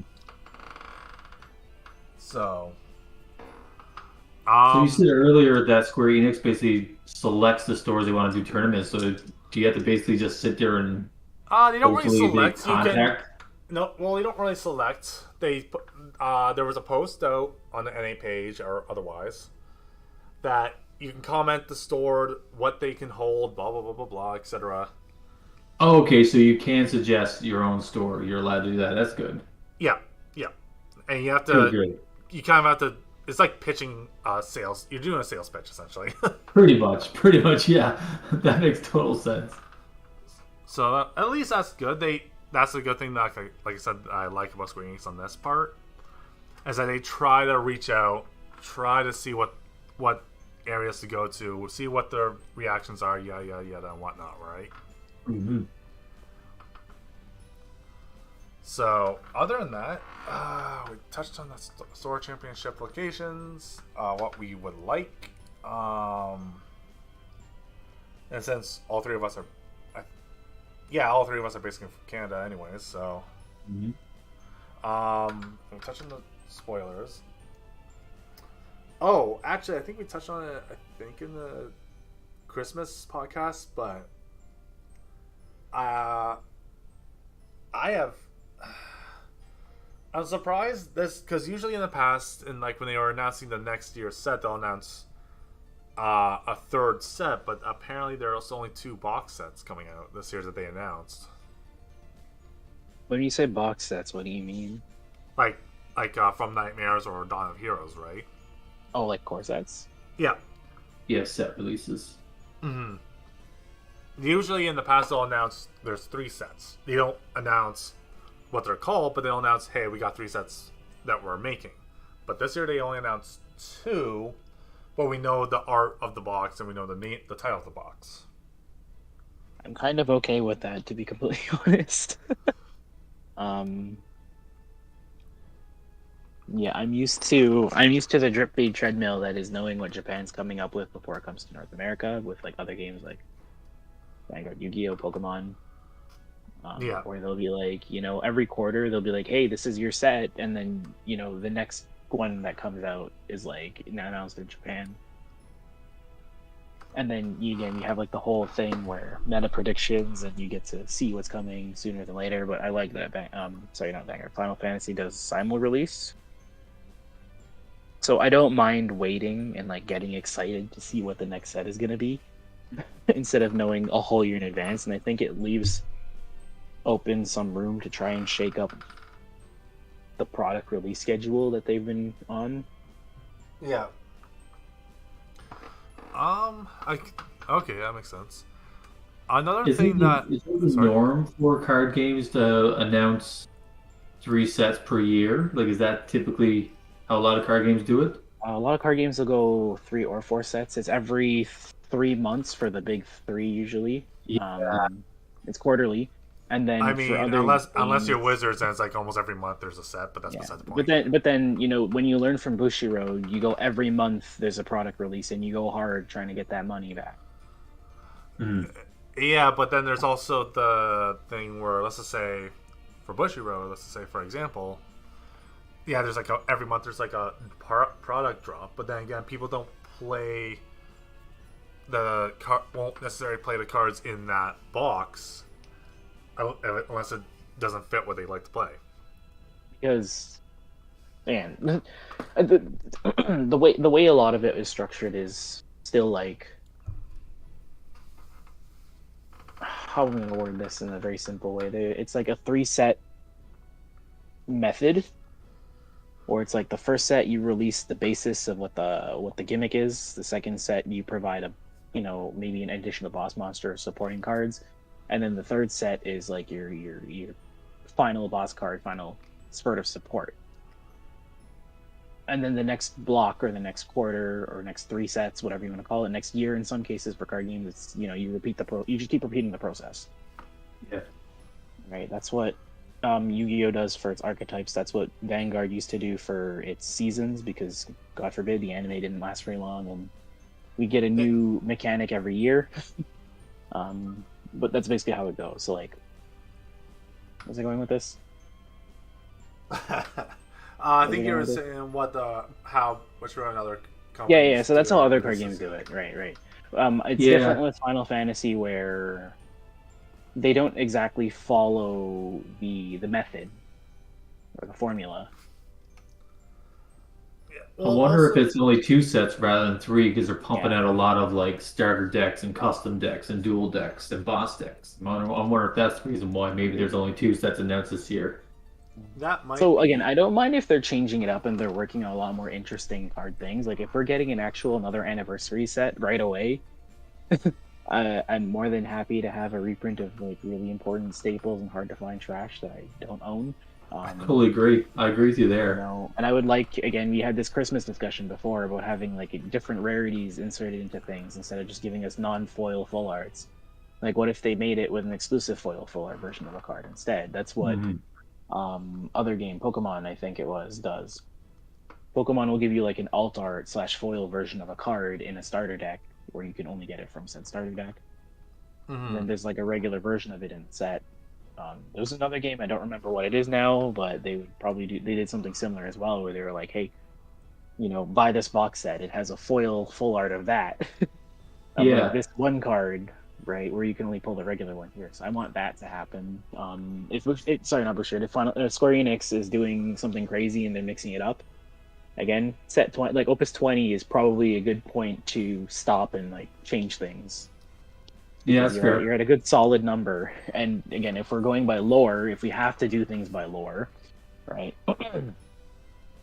You followed the lore of FF14. We've had 3. How many sets do we have that focused on Avalanche? Avalanche is probably the longest running thing I can comment as like one of those archetypal decks. 14, 17 Avalanche technically 14. gave us Elf. 18 gave us Neopolk, but we're still working on Remake Intergrade, and we still have Remake coming, so there's going to be even more FF7 support. I take that back. Well, yeah. There's also, they've admitted that even though there's more support for 7, 13, and 14, they kind of go, well, we do want to do more support for other archetypes, but 7, 14, and 13 are just like the bread and butter of the series, so they just sell more. They are. They're about making money. That's the biggest thing with Square Enix right now is what exactly you said, Final Fantasy 14 and the remake. So you're going to see a lot more of that stuff. I think that's just on par for the course. I'm not going to complain because I love 14. I love 7. Well, 14 is popular for a reason, right? Like people seem to love the game. They love the characters and the storyline, the lore. So like it's just nothing but win-win. I'm kind of curious when they're going to start producing some cards for Final Fantasy 16. I would assume so because there's prediction. Yeah. Huh. Yeah. Okay. Now, okay, that makes some sense. I might be biased. Oops, sorry. You go ahead. I was going to say that might actually be fun because, one, Yoshi P is head developer of that. Yeah. And as far as I know, other than him and the combat developer of Devil May Cry, there's a lot of big names that are working when is on the it. release for 16 scheduled for? June 2023, I think, or something like that. Around the summertime, yeah. I swear they're doing some like Galaxy Brain plot here where like 16 is gonna come out and then they're gonna announce when 16 comes out like the next opuses have like 16 and Stranger of Paradise in it. See, that's another thing too. Like, because to me, I know some people feel different about it, but like to me, it just makes sense that when 16 comes out, if they had some promotion with it, like they kind of did with Dissidia for PS4, where it came with some cards. So, so the community asked about that some time ago. They said it'll make sense. Like, yes, it makes sense. But when they did it for Dissidia NT, people only got Dissidia NT Steel and Collector's Edition for the cards and didn't actually play the game. It's fine. Well, that's fine because I'm one of those people. Listen, like I would play Dissidia NT, but the thing is, like, if the game sells and it's making the game sell, I don't see what the problem is for the company. I'm coming from an era too where like when a lot of those GBA and DS Yu-Gi-Oh games used to come out, I used to come with 3 cards. We literally just bought them for the cards. Yeah, like that was exciting stuff, and like yeah. And when the city announced that they were having those 3 cards in there, I thought it was great because like it also, I don't know how effective it was, but to me it's like, well, that's a great way of letting people know, like, hey, this card game exists. Yeah, there's a card game for this, and it does exactly what Dissidia does. You can cross over, like it's, I don't know. Yeah, I think it's a great crossover, and like imagine if Final Fantasy 16 came with 3 cards, a backup that was in relation to the lore of 16, a 4 that was related to 16, and like a summon or something like stuff. Yeah. But I'm pretty sure, like, I'm pretty sure they're trying to, like, there would be a really hard way to avoid spoilers by creating like a bunch of cards and be like, oh, one for each summon or whatever. But you don't want to know what summons are in the game without playing it. But like, if they just take like the main character and they're like, here's a specific card for them that only comes with the game, you know? Well, it yeah, may cause things to go sideways in the future, but this is where reprint sets come in. Like, if we get Anniversary Set 2, and then they take that promo and then they reprint it, you know, I think it's good deal is like most people know already the kind of like the gist of the main characters, so you can make like a card of Clive, I think is the main protagonist's name. Yeah, Clyde. Yeah. Yeah, so you can make a card of Clive, you can make a card of his brother, and then you can make a card of their main summon, which I think is either Phoenix or Ifrit. I think that alone would be fine without really going into too much of spoilers. Based on the trailers they've released so far, Joshua I believe, because that's kind of all the trailers that said otherwise. Joshua is Phoenix. Yes. Whatever the woman, or so the one that goes blah blah blah, it wasn't a Dalmets that helped whatever and walks out the door. The one with like the really long type of pipe, cigarette. Okay. She's Garuda. She's Garuda, yeah. One of the main girls that was also in there. What if we get a thing like in Magic where they have like the dual-sided cards that like transform into each other?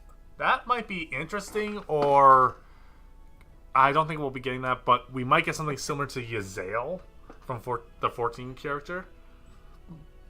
Where instead of her... Oh, yeah, okay, we have the dual name cards, never mind. Yeah, okay. I'm a little sad about that. But again, I just thought it'd be really funny. I don't actually want that in like FF. I don't ever want to have to take my card out of the sleeve and literally flip it over. No. So what I'm thinking of is that Yazael in the card. Well, it's just like Hooded Man / Kane. Yeah, but I mean also Yazael Black and Golbez. Yeah. It's like Yazael specifically was made to like put Shiva on the board. Yeah. Well, intended to put Shiva on the board, but obviously they did not want to lock the card into a perpetual state of garbage, so they gave it a more generic ability to put like a 5-cost or less ice forward out, I think. Yeah, but it, as you said, it was intended to go, hey, I'm just getting Shiva. Yeah. So maybe it's something like that, but they kind of tweak it so just a bit. What would be really cool, and I'm gonna sidestep here and go on a tangent and say if they were working on FF16, that they would probably have like an archetype based focus to these characters instead of just saying one card plus one boss card to go with it. You know, if there was now like how Noctis retainer engine somewhat, not really, kind of, sort of, where it's like, oh, you know, we have to dip our toe into unwanted territory and say, let's create like a forward or a backup that'll say when enters field, search for one of the 2 cards specifically named to make sure you can't overly abuse it, and search like, you know, 3-cost Phoenix or Opus 3 Phoenix with effect, and then like my only thing is that if they do 16 based off the 16 trailers, Clyde basically gets a whatever version of skill from each summon, because you see him attack with like a wind like ability, which I will assume is Garuda. You see him attack with like Titan's Fist on one point on enemy.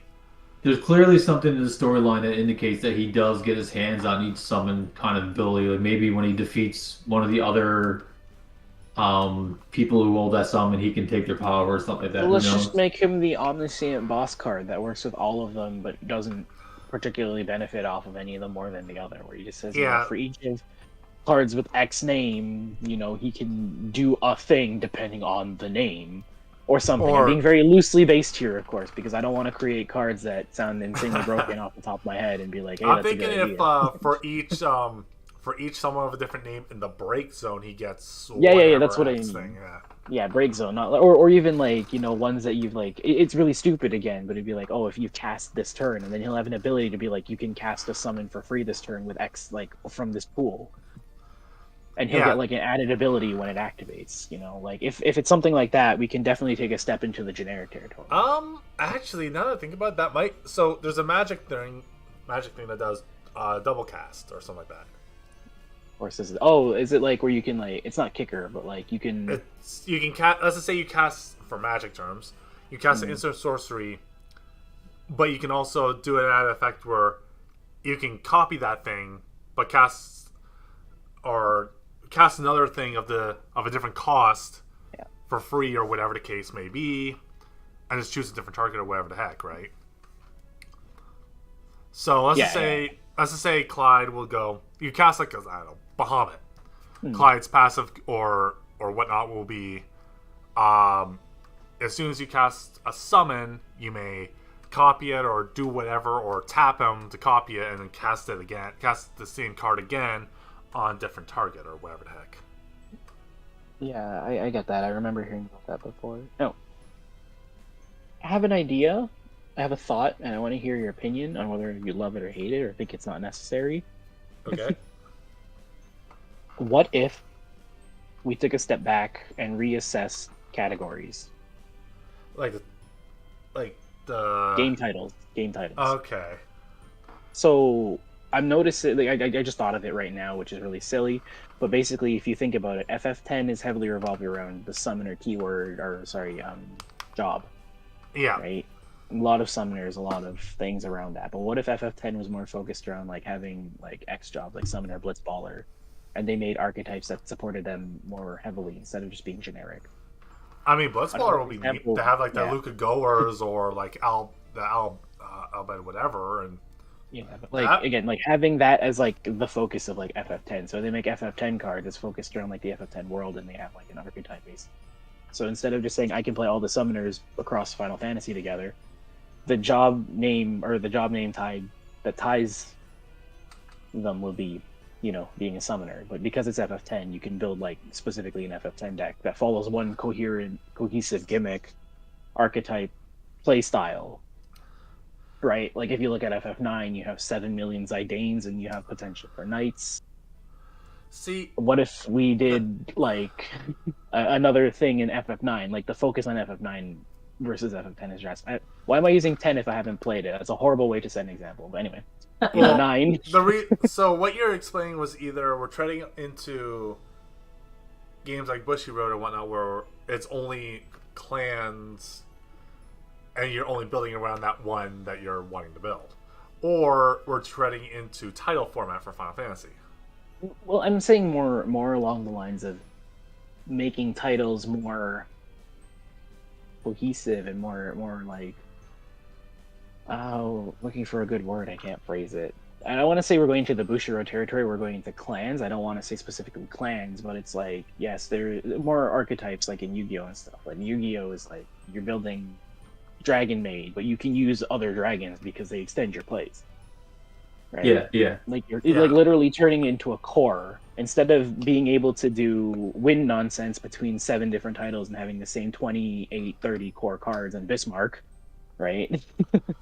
Yeah. You can play another version of Wind using like, so there's, again, I'm going to use Wind because I'm just thinking of like shotgunning off the top of my head. Wind is like an FF4 engine with Rosa, which is really stupid. But then you could also play like Aerith from like FF7 because she has like that weird protection effect, if I remember right. And then there's like storm builds, right? Yeah. Again, So you basically say you want to see more archetypes. yeah, what if you make it archetypal so that way if I'm playing like Wind FF4, there's actually a meaning behind playing Wind FF4 or this. Yeah. Yeah, I think that makes sense. I think that's fair to have, and Yeah. I get what you're totally saying. Like, and yes, it'd be cool to see within Final Fantasy X a Blitzball type of archetype deck, or for Final Fantasy IX, it'd be cool if you can see a deck archetype based around the Tantalus group, like the group where but then again, Blank and all those guys are in. but they would work with all of the other FF9 cards because they're going to start building in a way that, again, they'll all work together. Even if they're not Tantalus, they're still FF9, so they can do something together. Yeah, so their And it text would makes have to say sense, something like, like, their text would have to say something like, oh, you can do something with Tantalus members and or Category 9 characters. Yeah, because like at the moment, all we're getting is literally generic stuff that you can like mix and match. But because we've already found meta, we're just taking things that look better than the rest and slotting it in. Like if you look at mono water, what is mono water? Like, is there one way to define it? No, that's a good thing. I'm not saying it's a bad thing. I think mono water is a great thing, but like, yeah. But I totally agree. I like like to see more of that. Yeah. Because when you think about it, like they make small engines and small cores. Like let's look at Opus 15 FF8. There's a Laguna Squall, and I think it's like a Kistis, where it's like, one of them searches out the Squall, and then if you have the Squall, Laguna stuns things, and then if you have like the other one, they're cheap to play, right? They're giving you small 3-card. It's like Safer and Weiss and Nero in like Opus 18 as well. They're giving you like a small core which goes into color. But then, like, what does it do after that? It's like, oh, you can slot into anything. But then Yeah, you they should be need able to to add be more rewarded into for it. that. Yeah, like Yeah. again, the one thing that always confuses me about Final Fantasy. Sorry, I've derailed everything and gone into a complete tangent. We're off the rails. We're on the highway at like 200 miles per hour now. Like the one thing that confuses me is, everyone's like, "Oh, this is really good. This is really good." I'm like, "It's a 2-card engine." I'm like, "I'm looking for 6 fucking cards." Pardon my French. Out of if I'm not allowed to swear, please stop me now. Please tell me now. I should have put the thing anyways to where it doesn't really matter because I had it where I can set Okay, the settings. I will not swear. We'll anymore. add in some I will try not to bleeps swear. later. No, my whole argument is I'm looking for 6 cards out of a 50-card deck, and I can only play one of them. So I'm like the other 4 copies that or the other 2 copies of each card I can't really use unless they die. And then they're supposed to generate value, but again, the consistency in this game, without going through extra hoops to make it meta and like super consistent, confuses me. Because in games like Yu-Gi-Oh, we have a million searchers. In games like Buddy Fight, we had like a lot of draw. We had engines and gimmicks that like let you draw extra cards. In Vanguard, you're literally drive checking. You're drawing extra cards every turn, so you're not ever kind of deprived of seeing things.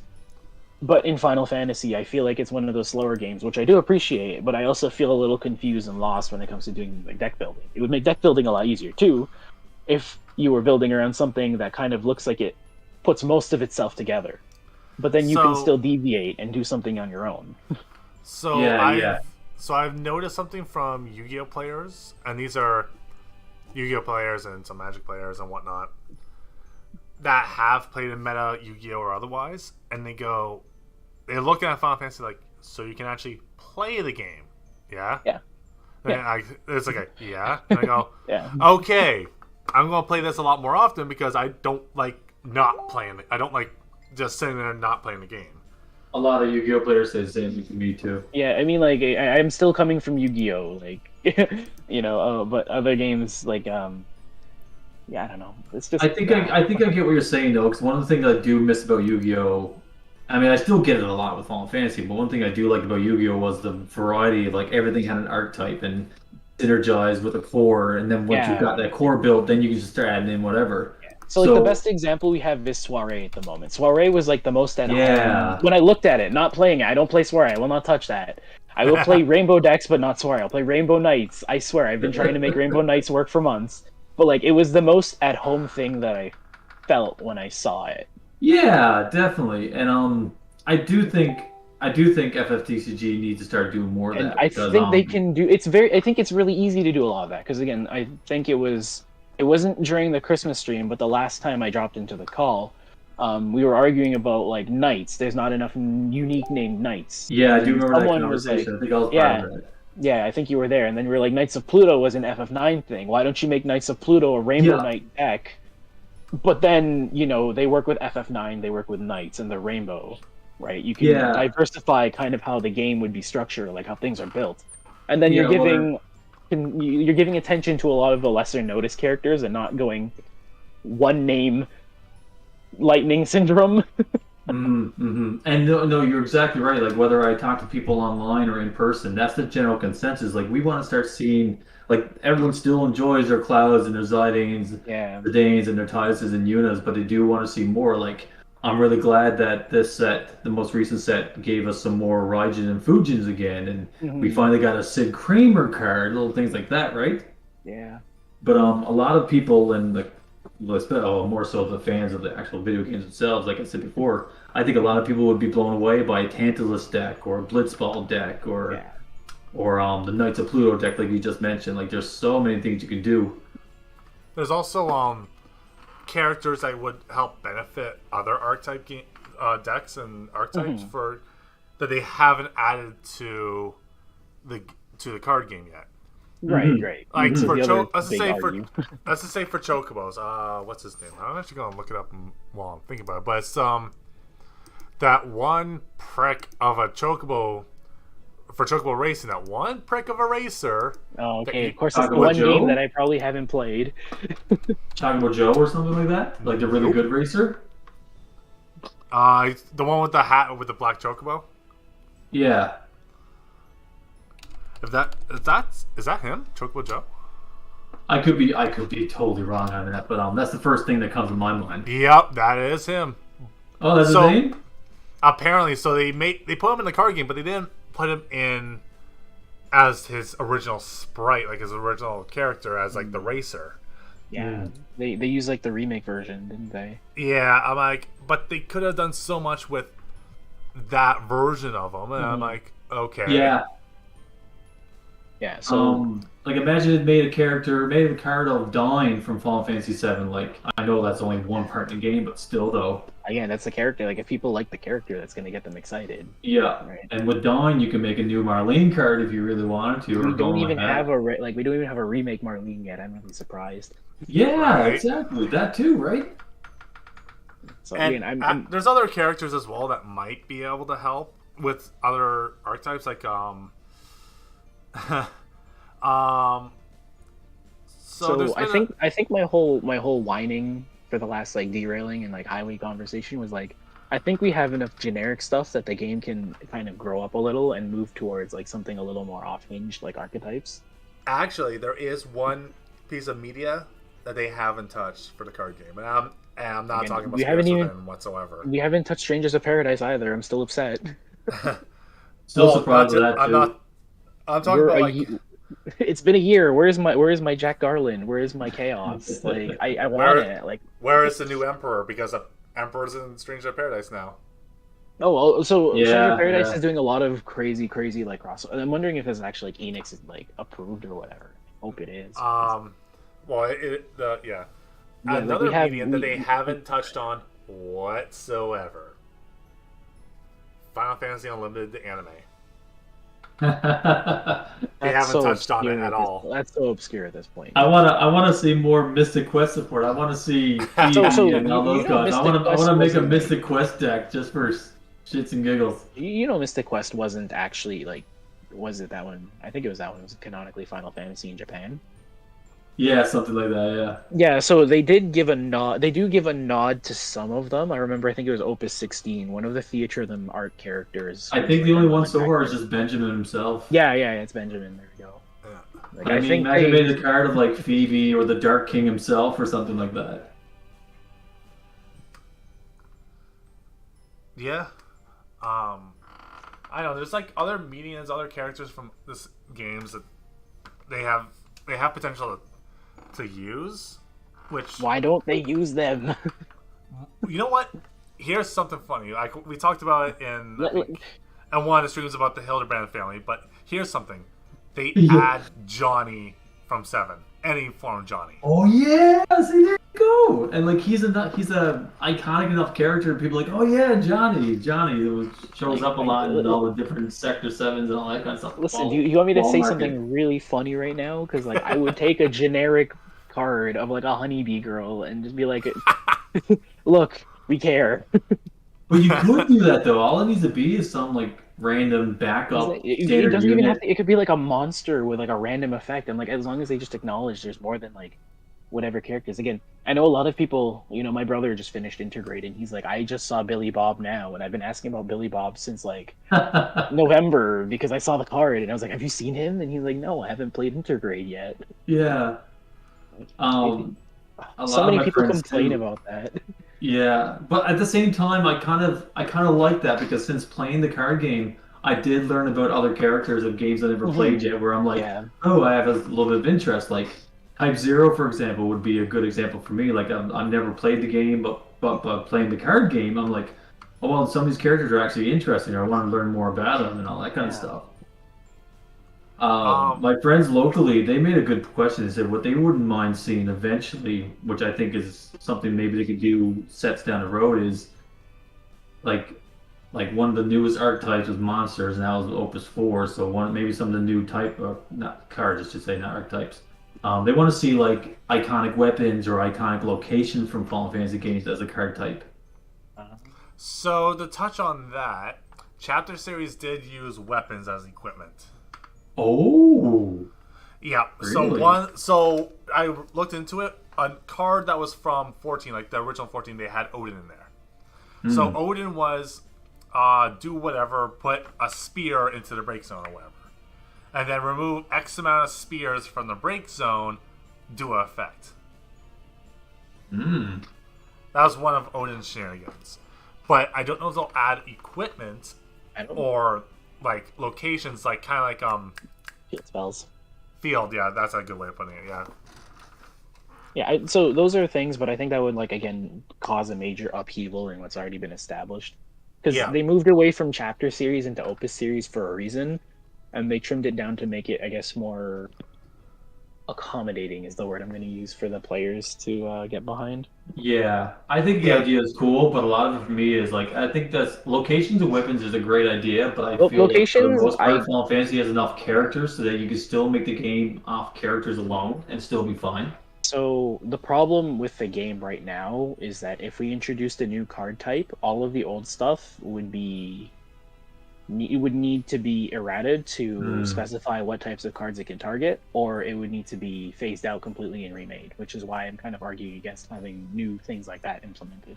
If they do happen, I will eat my hat, of course. You think they would have to do that if that were to introduce new card types?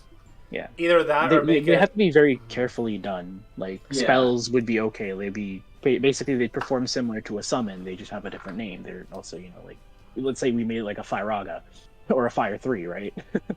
Yeah, which in that we- instance too, I'm kind of fine with spells in Final Fantasy being used as like S abilities and stuff like that, like VV and Kuja and all that kind of stuff. Like I think to me that's fine enough. If they were to do, let's just say, locations.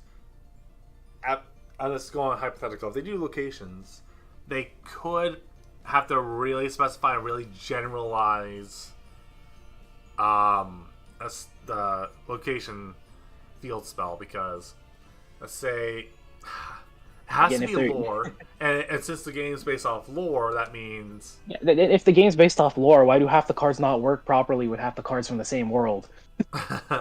so let's just say for Job Avalanche, minus the other sex, I think I pronounced that right. That's the SECT. Yeah, sex organizations and sex. Yeah. Yeah. Of Avalanche, which are in like the offshoots of 7 and whatnot that you don't really hear about unless you and don't really know about. Even if you play remake, you're like, what? So that would just create endless amounts of chat that people would complain about. If it was specific to that point. Yeah. Now, if they did the Yu-Gi-Oh route and they did one-sided support where it's like, oh, if you use like the Midgar zone, you get Avalanche plus 1k each, like. Or instead of this Midgar zone, it'll be, hey, if you have like, I don't know, 7th Heaven, Job Avalanche have whatever, or if you have Shinra Tower. Or the Cinder building can benefit Turks. Yeah, so what that's doing is dipping into the archetypal territory, and it's also causing a future-proofing / errating situation, which is why I was arguing against having that earlier. Because again, the reason why they created cards like Butts that said Butts has all jobs, because they literally don't know how many jobs there are and like which ones they're going to make. Because like, my brother looked at a card and he's like, "What in God's name is a Svet?" He looked at like Weiss and Nero and he's like, "What is a Svet?" I've never heard of this word, and I just played Intergrade, right? Like, well, you do hear about the Svets in 2 characters only. Plus they've ripped out Nero and West from Dirge of Cerberus technically, so you learned about the Svets from Dirge of Cerberus more so than the remake. Did we get a Dirge of Cerberus remake yet, though? No. Like, yes, it made me interested. It made him interested in being like, oh, so they're from Dirge of Cerberus. Maybe I should play that sometime. He wants to play like all the FF7 games. Like, me too. Everyone like would want to do that, but again, it's like we're just doing this thing where we're gonna need to future-proof and errata to accommodate for a lot of these things that probably should not be considered if we just don't include field spell / equipment. Again, no offense, not trying to shut down the argument, just saying like you open up a situation where it gets more murky than. No, that's fair. Further down the line. Yes. Like, it's clearer when you get further on because you've already made the card, and we have to account for this card we already made.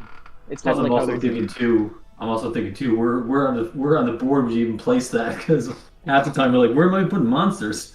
Like I think the most useful spot would be like the middle, like the extra monster zones in Yu-Gi-Oh between the 2 players' fields to signify. Yeah. That way you don't forget off to the side. It's in the middle where both players can see it.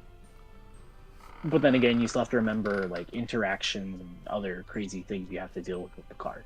Yes, right. Yeah. Whereas if we just change it up to be like a summon that or a monster that just stays in play and can do the same thing as the effect, then why would you create a new card deck? Mm-hmm. True Like enough, there's already yeah. removal for monsters. Like if I made a monster that said all of your avalanche operatives get 1,000 power, and it was just like, I don't know, something really generic. It makes no sense, but it matches the lore somewhat. And it's just Yeah, there, no, I right? get you. There could be characters that could do that because, let's just say, if you're going to remake territory, Let's use remake since it's the most prominent example right now. yeah. What's the landlord, right? The one woman that basically rents lady, out yeah. to Tifa, Cloud, and all that stuff. Yeah. Like maybe, Crap.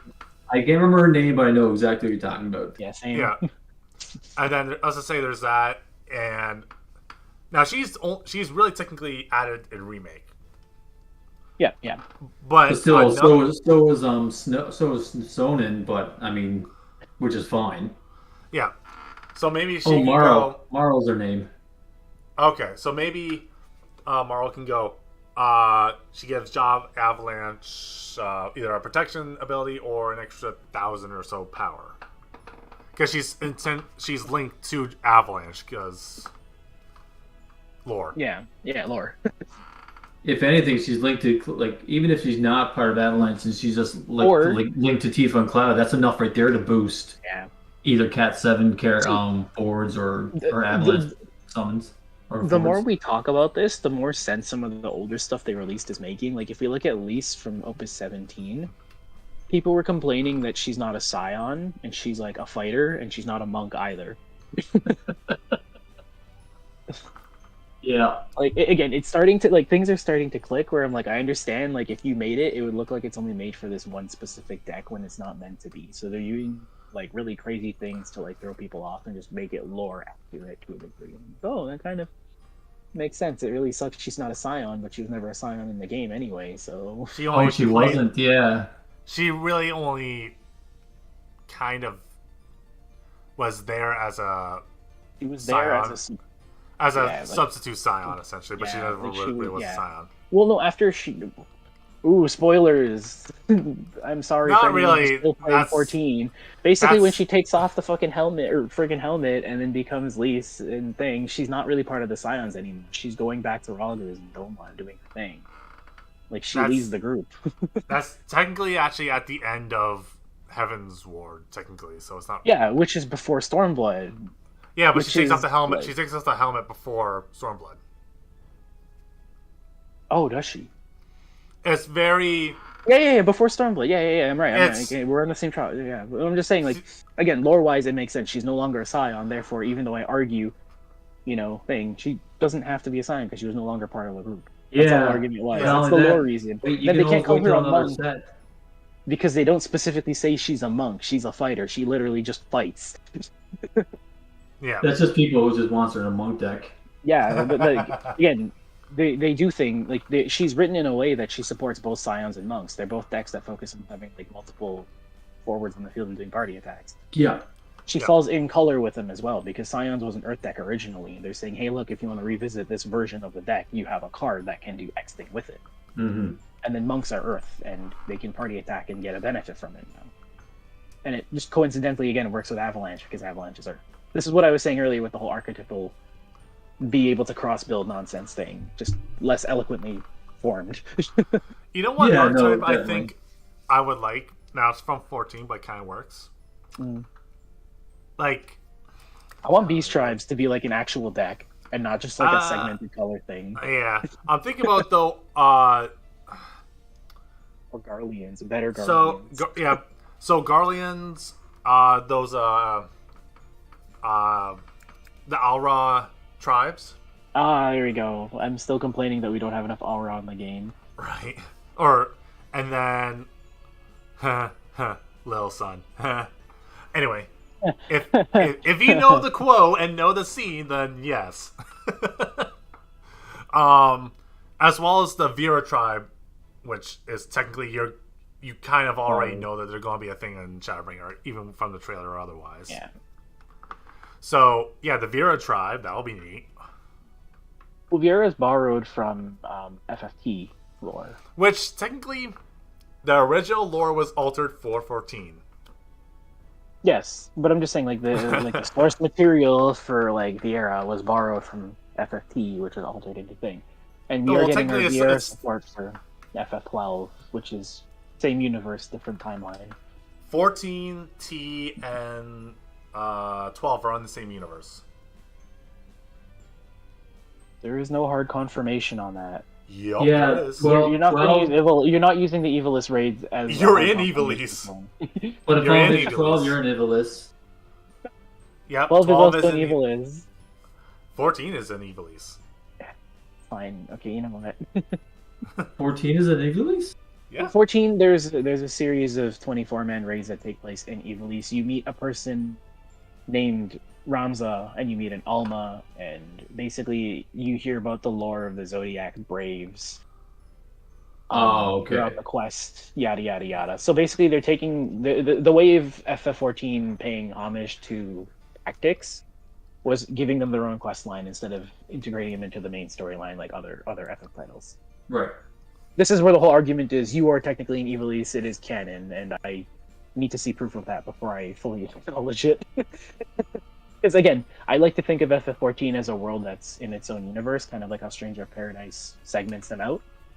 And the Evilist that we're in is the Evilist of FF14, but not the one of FFT. It's just you adapted the same history to make it feel immersive and pay off. Like a throwback. Sadly, if I would say yes, but because you literally even for 12, 14 is in 12 because there's an extra little level up area where you literally see Gabranth. You literally see him and the other 12 judges, or not other 12, but there's a couple other judges from 12. Yeah, you can say the other judges from 12. It's fine. Yeah, other judges from 12. Let me just put it this way: if there is written proof that Evilist exists within the world of FF14, please just send that to me, and I will retract everything I said, eat my hat, and accept it. Is it not a matter? If it is proven canon, they simply travel to a different world, and that this world happens to be Evilist? Because again, the way I'm interpreting it is that it's not the same canon. It's like there's these versions of these people in this world, and there is this and that. Right? Like, how do we know that the Gilgamesh that we have in the Hildebrand quest in FF14 is not the same Gilgamesh world hopping in all the worlds from, like, Stranger of Paradise, FF5, FF8? There's a Gilgamesh in FF12 as well. Is that the same Gilgamesh as the one that we have in FF14? Like a picture of that meme of Charlie Day in front of that board with all the lines and that connected to each other. Yeah, it's conspiracies. I'm sorry, I'm derailing the conversation once again. No, it's all good. It's all good. It's funny. Right. Speaking of judges, how come we don't have a judge deck? Again, archetypes and things we can do in the future to make the game more fun, interesting, a little faster, but still feel like... They tried in, Opus 2 or 3, whatever set that was, but, you just never heard much of the judges since. It's like World of Final Fantasy. Why don't we get monster forwards that actually count as monster forwards anymore? Yeah. Like, we have Poncho Queen from FF12, or from Opus 12, and she says monster forward, but no card printed after her is a monster/forward besides Twintania. Which makes no sense. So... I'm looking up the whole history of the Evilist here, just briefly. Yes. So they mentioned 14 with the raid, Return to Evilist, blah blah blah blah. There is a character that's named Fran in that, blah blah blah blah. Yeah, there's a Vera named Fran, yes. So they also tell the stories of the Final Fantasy tactics, as a history, and it's been 1,000 or so years since. Yeah. And all that stuff, right? And it's been even longer because tactics is after 12, technically speaking. 12, it's it's a prelude of tactics, and supposedly 14 is the after tactics. It's 1,000 years after. Well, you're telling me Fran is 2,000 years old? You know what? There's not much known about how long Vera. This is kind of why I have that whole dispute, and I'm saying they're in their own. Well, they are reincarnations, but that's worlds. or whatever descendants, but that's beside the point. Tune in next week when we talk more about Evil East and all. Hey, totally. Do you want to table this for next week? No, I'm just going to say that they have like a little footnote on like the little history thing and saying it's more considered a side entry more on their side than putting like a history line there because of where it lines up, weirdly enough. Okay. So it's there but not there but being there. That's the only Tune in next week where we talk about Final Fantasy lore and things in 14, I guess. Yeah, true enough. But anyway, yeah, it could work with like archetypes because actually that could work. Let's just say, I don't know. Do you not want to build a Mono Vieira deck? Like maybe like a new like Vieira like tribe or something, because if they're using like I don't know, since the male Vieiras are a thing in 14 now. Yes. Maybe use those in with other generic female Vieiras, and then whatever tribe type of archetype for a deck. Yeah. Beast tribes. Kind of. Yeah, it'll work the same function actually, because they're not beast tribes, but they work with the same function essentially. Yeah. Like beast tribes, like FF14 beast tribes, search for primals, do things with the primals. I guess if anything, if you want archetypes, you just had to give a lot of these, like for example, Vieiras, you had to give them all the same type of jobs, and then let the cards say that these effects benefit these type of jobs, but it'd be back up to boards. Like we were on the right track already by having like Knight support or like Avalanche. Like Avalanche and Soiree are the closest thing you're getting to an actual archetype where they're doing what's right, although they're excessive. And a bit early, if you ask me, because again, they have backups that search archetype specifically. They have more than most colors or most whatever has, right? There's like 4 different Avalanche searchers, whereas everyone just gets like a generic color searcher and maybe one category and then maybe one archetype if they're lucky. True. Right? Like Avalanche is doing it already and Soiree is already doing it. It's just a matter of building cards more that way, but keeping the restrictions loose and the effects kind of tame. My faith is that the game that Square Enix is they are doing it. It just might be a little bit slow starting right now. Slow is fine as long as we see more of it. Is my point. My point is as long as I see more than just a 3-card engine that you can select. Oh, totally. I want to believe it's going to be a thing. Just that it just maybe not in the next 2 or 3 sets. So, like, I'd like to think later this year, or maybe the way I'm gonna say is the way they build Scions will dictate if they've got an idea of what they should be doing or not. Yeah, that makes sense. Let's phrase it that way, because the biggest archetype that I can foresee coming out of Dawn of Heroes is Scions. They have the Estinian, which I guess you could call a boss card or a finisher card at this point, which is a very solid. And Alphinaud is the cover card too, so it's Alphinaud is the cover card. So if they're able to effectively make an Alphinaud that doesn't power creep and does not invalidate the Opus 17 Alphinaud, but does something equally valuable specifically to Scions, but also still better than the first one in a way, then, like, it makes me want to play that one more than the other one. Yeah. In a specifically dedicated Scion deck, then I think they'll have, again, some sort of concept of what a good archetype build would be. Yeah. Oh. So, this is now, I'm thinking about promotion stuff. If they use anything like we said, video games, but what about other media? Now, I'm going to mention something that's really only in Japan, but it does hold relevance for different medias that they could do. Because there's a Final Fantasy X Kabuki theater performance, which is traditional Japanese theater where only men are... I know what Kabuki is, so I'm good. Yeah. So I'm thinking... Yeah, this played with me the other night. So the Kabuki theater, if they could do it in Japan, which would be great if people are known to go. Anyway, maybe some the idea I have is if Japan does their special cards, like an alternate card of the the stage performer that does Lulu or Tidus or something. It's still playable in the card, but alt art with the real life actor instead. Or maybe instead of the real life actor, it's just a special foil, but it has their printed signature, like signed on it, but you can only get it at the performance of the Kabuki Theater. Oh, we're stepping into Bushido territory again. Yeah, but I'm just saying for a promotional thing, like let's just say something. No, I understand. Again, the only things you'd have to consider is like how much they'd have to pay for the rights to use that signature, and then like if they want anything else out of the company. Yeah, so I'm also thinking about like Distant Worlds, to say if like you go to Distant Worlds. Concerts. That's what I was gonna bring up. Like those happen everywhere. That would be so maybe like Distant Worlds or Video Games Live, whatever level that they're at now. Or something like that, or if you get I kind of just missed like con promos, like where they would like host the game, like support, like advertise the game, right? And be like, here, have a promo. Like I just miss stuff like that, honestly. Or maybe even not just like let's just say, the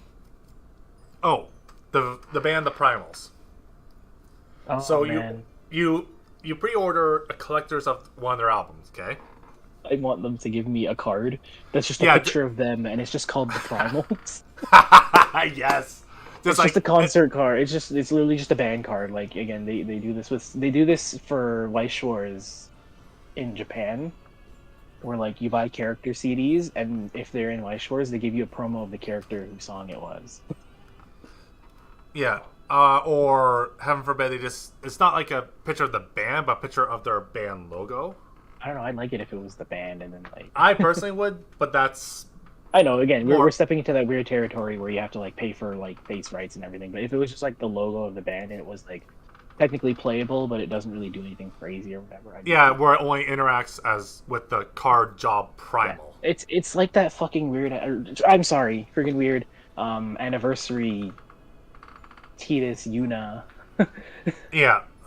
Or it only works with anniversary cards, which is like 3 different cards in the game. But like maybe something like you pre-order like a special collection edition of the Primals, and it comes with maybe X amount of one copy per card, or a random, you don't know what you're going to get card, but it's signed by. Please don't introduce the gacha into this. Please don't introduce the gacha into this. Well, we're already playing a card game. But if you were saying if it was like band signed, like, do you know how insane the secondary market would be around these things? Right. As I say, you get like one copy per member of the band of a card that they themselves pick of their favorite whatever character from 14. Okay, that's cool then. Yeah. So then, even if it's a bad card, but if it's their favorite character, you get a foil printed of their sign, like you get Soken and all the other band members. And so that would be amazing. I think that would be even better if they get to pick the card. Yeah. Now they get to pick the card. Now I guess he's something I'm just going generic.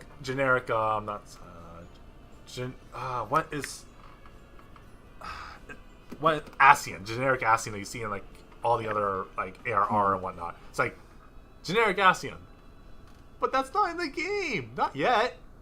Well, then they could just make it a card and then throw it into a set after. Right. Like that's what I'm saying. Like again, my whole argument was, like some games do a thing where you get a special alternate art of a card.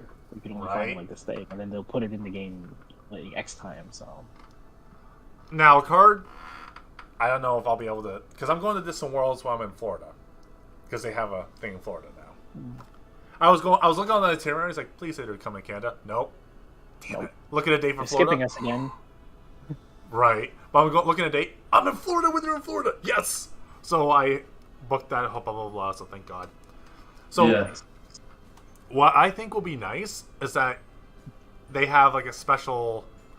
You get your ticket, and you can get like a special signed card. Like I don't know, from heaven forbid. There's only limited, but first X amount of people that pre-order their ticket get a signed card from Nobumatsu or something that's already there. Again, we're causing the market to artificially inflate for more cards. Like that's an idea at that point. Yeah, but I'm just think of an idea, right? Because they can't just like willy-nilly just print like a whole bunch of these tickets, right? They could technically just print a bunch of the cards and just have them given away to fans. Yeah, and it would be less severe than saying, "Oh, only if you bought like a pre-order ticket or something. We're trying to just like the way I'm thinking of it, is just trying to like give everyone a fair chance, and not cause cards to be thousands and thousands of dollars. Cards will be worth hundreds of dollars, maybe, and maybe thousands very far down the line. Are you able to repeat that? Apparently, on my end, it started to chop. That is okay. So I'm just saying we're trying to make it easily available, and it's like instead of making cards thousands of dollars expensive, it's hundreds of dollars, with the potential to become thousands further down the line. Alright, see if give it a little bit of a second here to kind of fix itself. Am I bad? Okay, it seemed to fix itself right there a little bit. Is it okay? Hello? Yeah, it's working now. Okay. Sorry, okay, for the third or fourth time, I'm just saying, like, if you made it, like, pre-order, like, that causes cards to be, like, thousands of dollars on the secondary market, because they're further limited. If you print enough for, like, everyone who attends a show, it comes down to, like, convention giveaways again, where it's like, if they chose to keep it, they chose to keep it. The card could be worth, like, couple $100, right? If they threw them all away because they don't care or whatever, it becomes thousands of dollars, and that's just kind of the effects of marketing at that point. Yeah, okay. But you're giving everyone a fair chance. You print all the same number of cards. Everyone who attends can get the card. You know, it's just like a nice little giveaway souvenir thing, and people do what they want with it. Not saying you have to pre-order in order to get this promo, because again, you're causing things to become very competitive for no reason.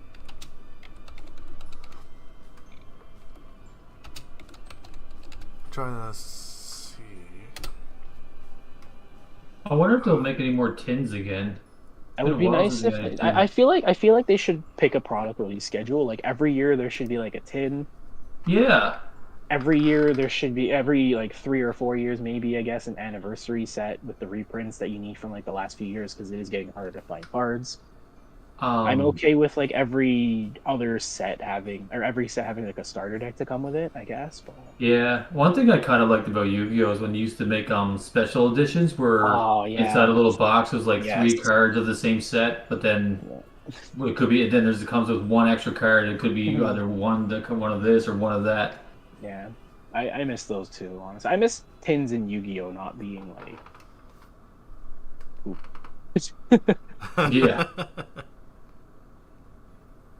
Like there's a lot of things that Yu-Gi-Oh and Pokemon are doing interesting that Final Fantasy could also potentially benefit from if they changed up their sales schedule. But again, they've been doing this for almost 10 years now, and it's very hard to change from there. So unless they step back and redo a lot of what they already.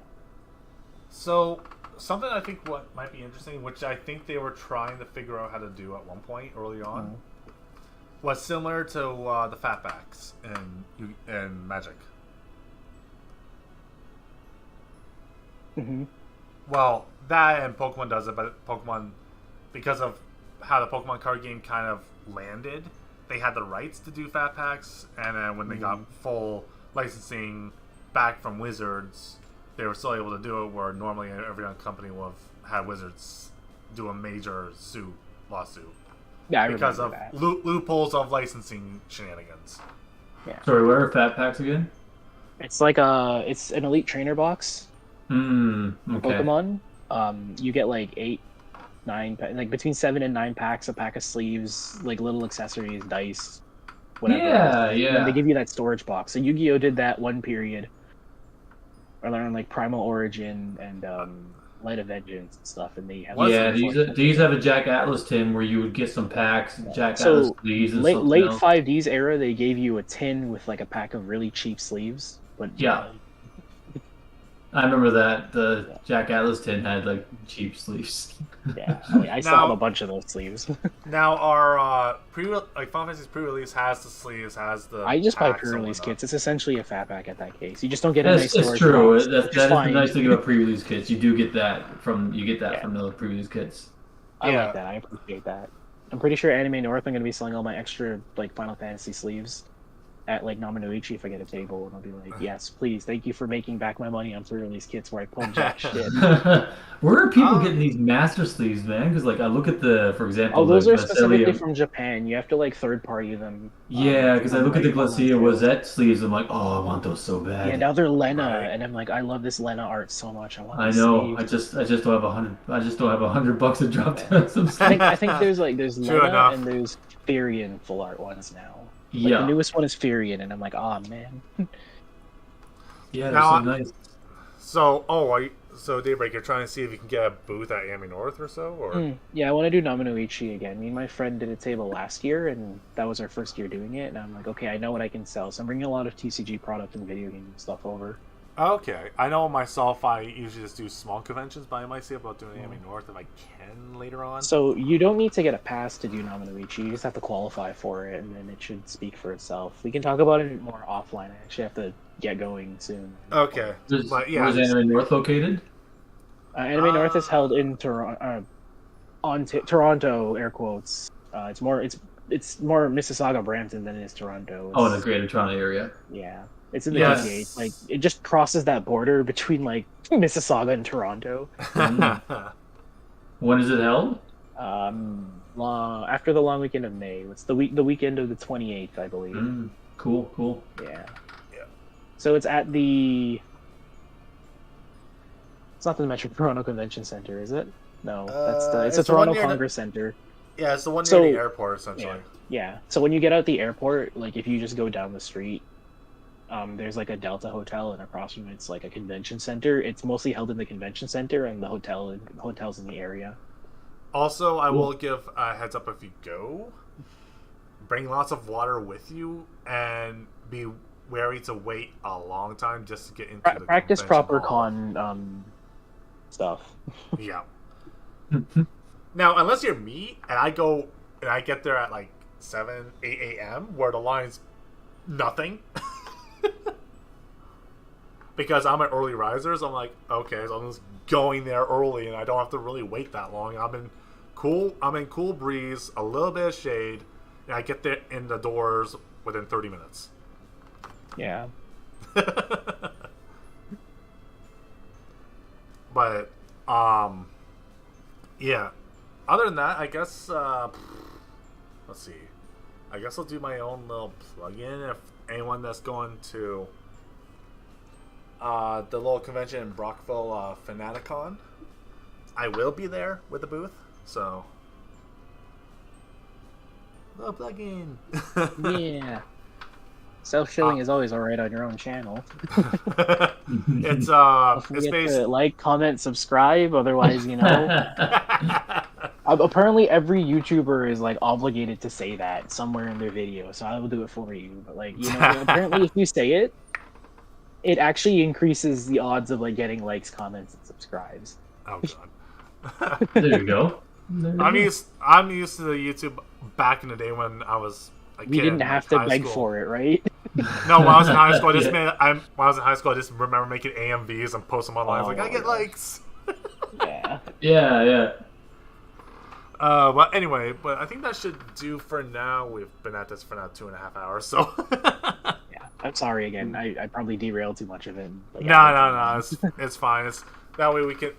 I can actually start doing things a little bit more proper now that I know how to get this up on YouTube a little bit better.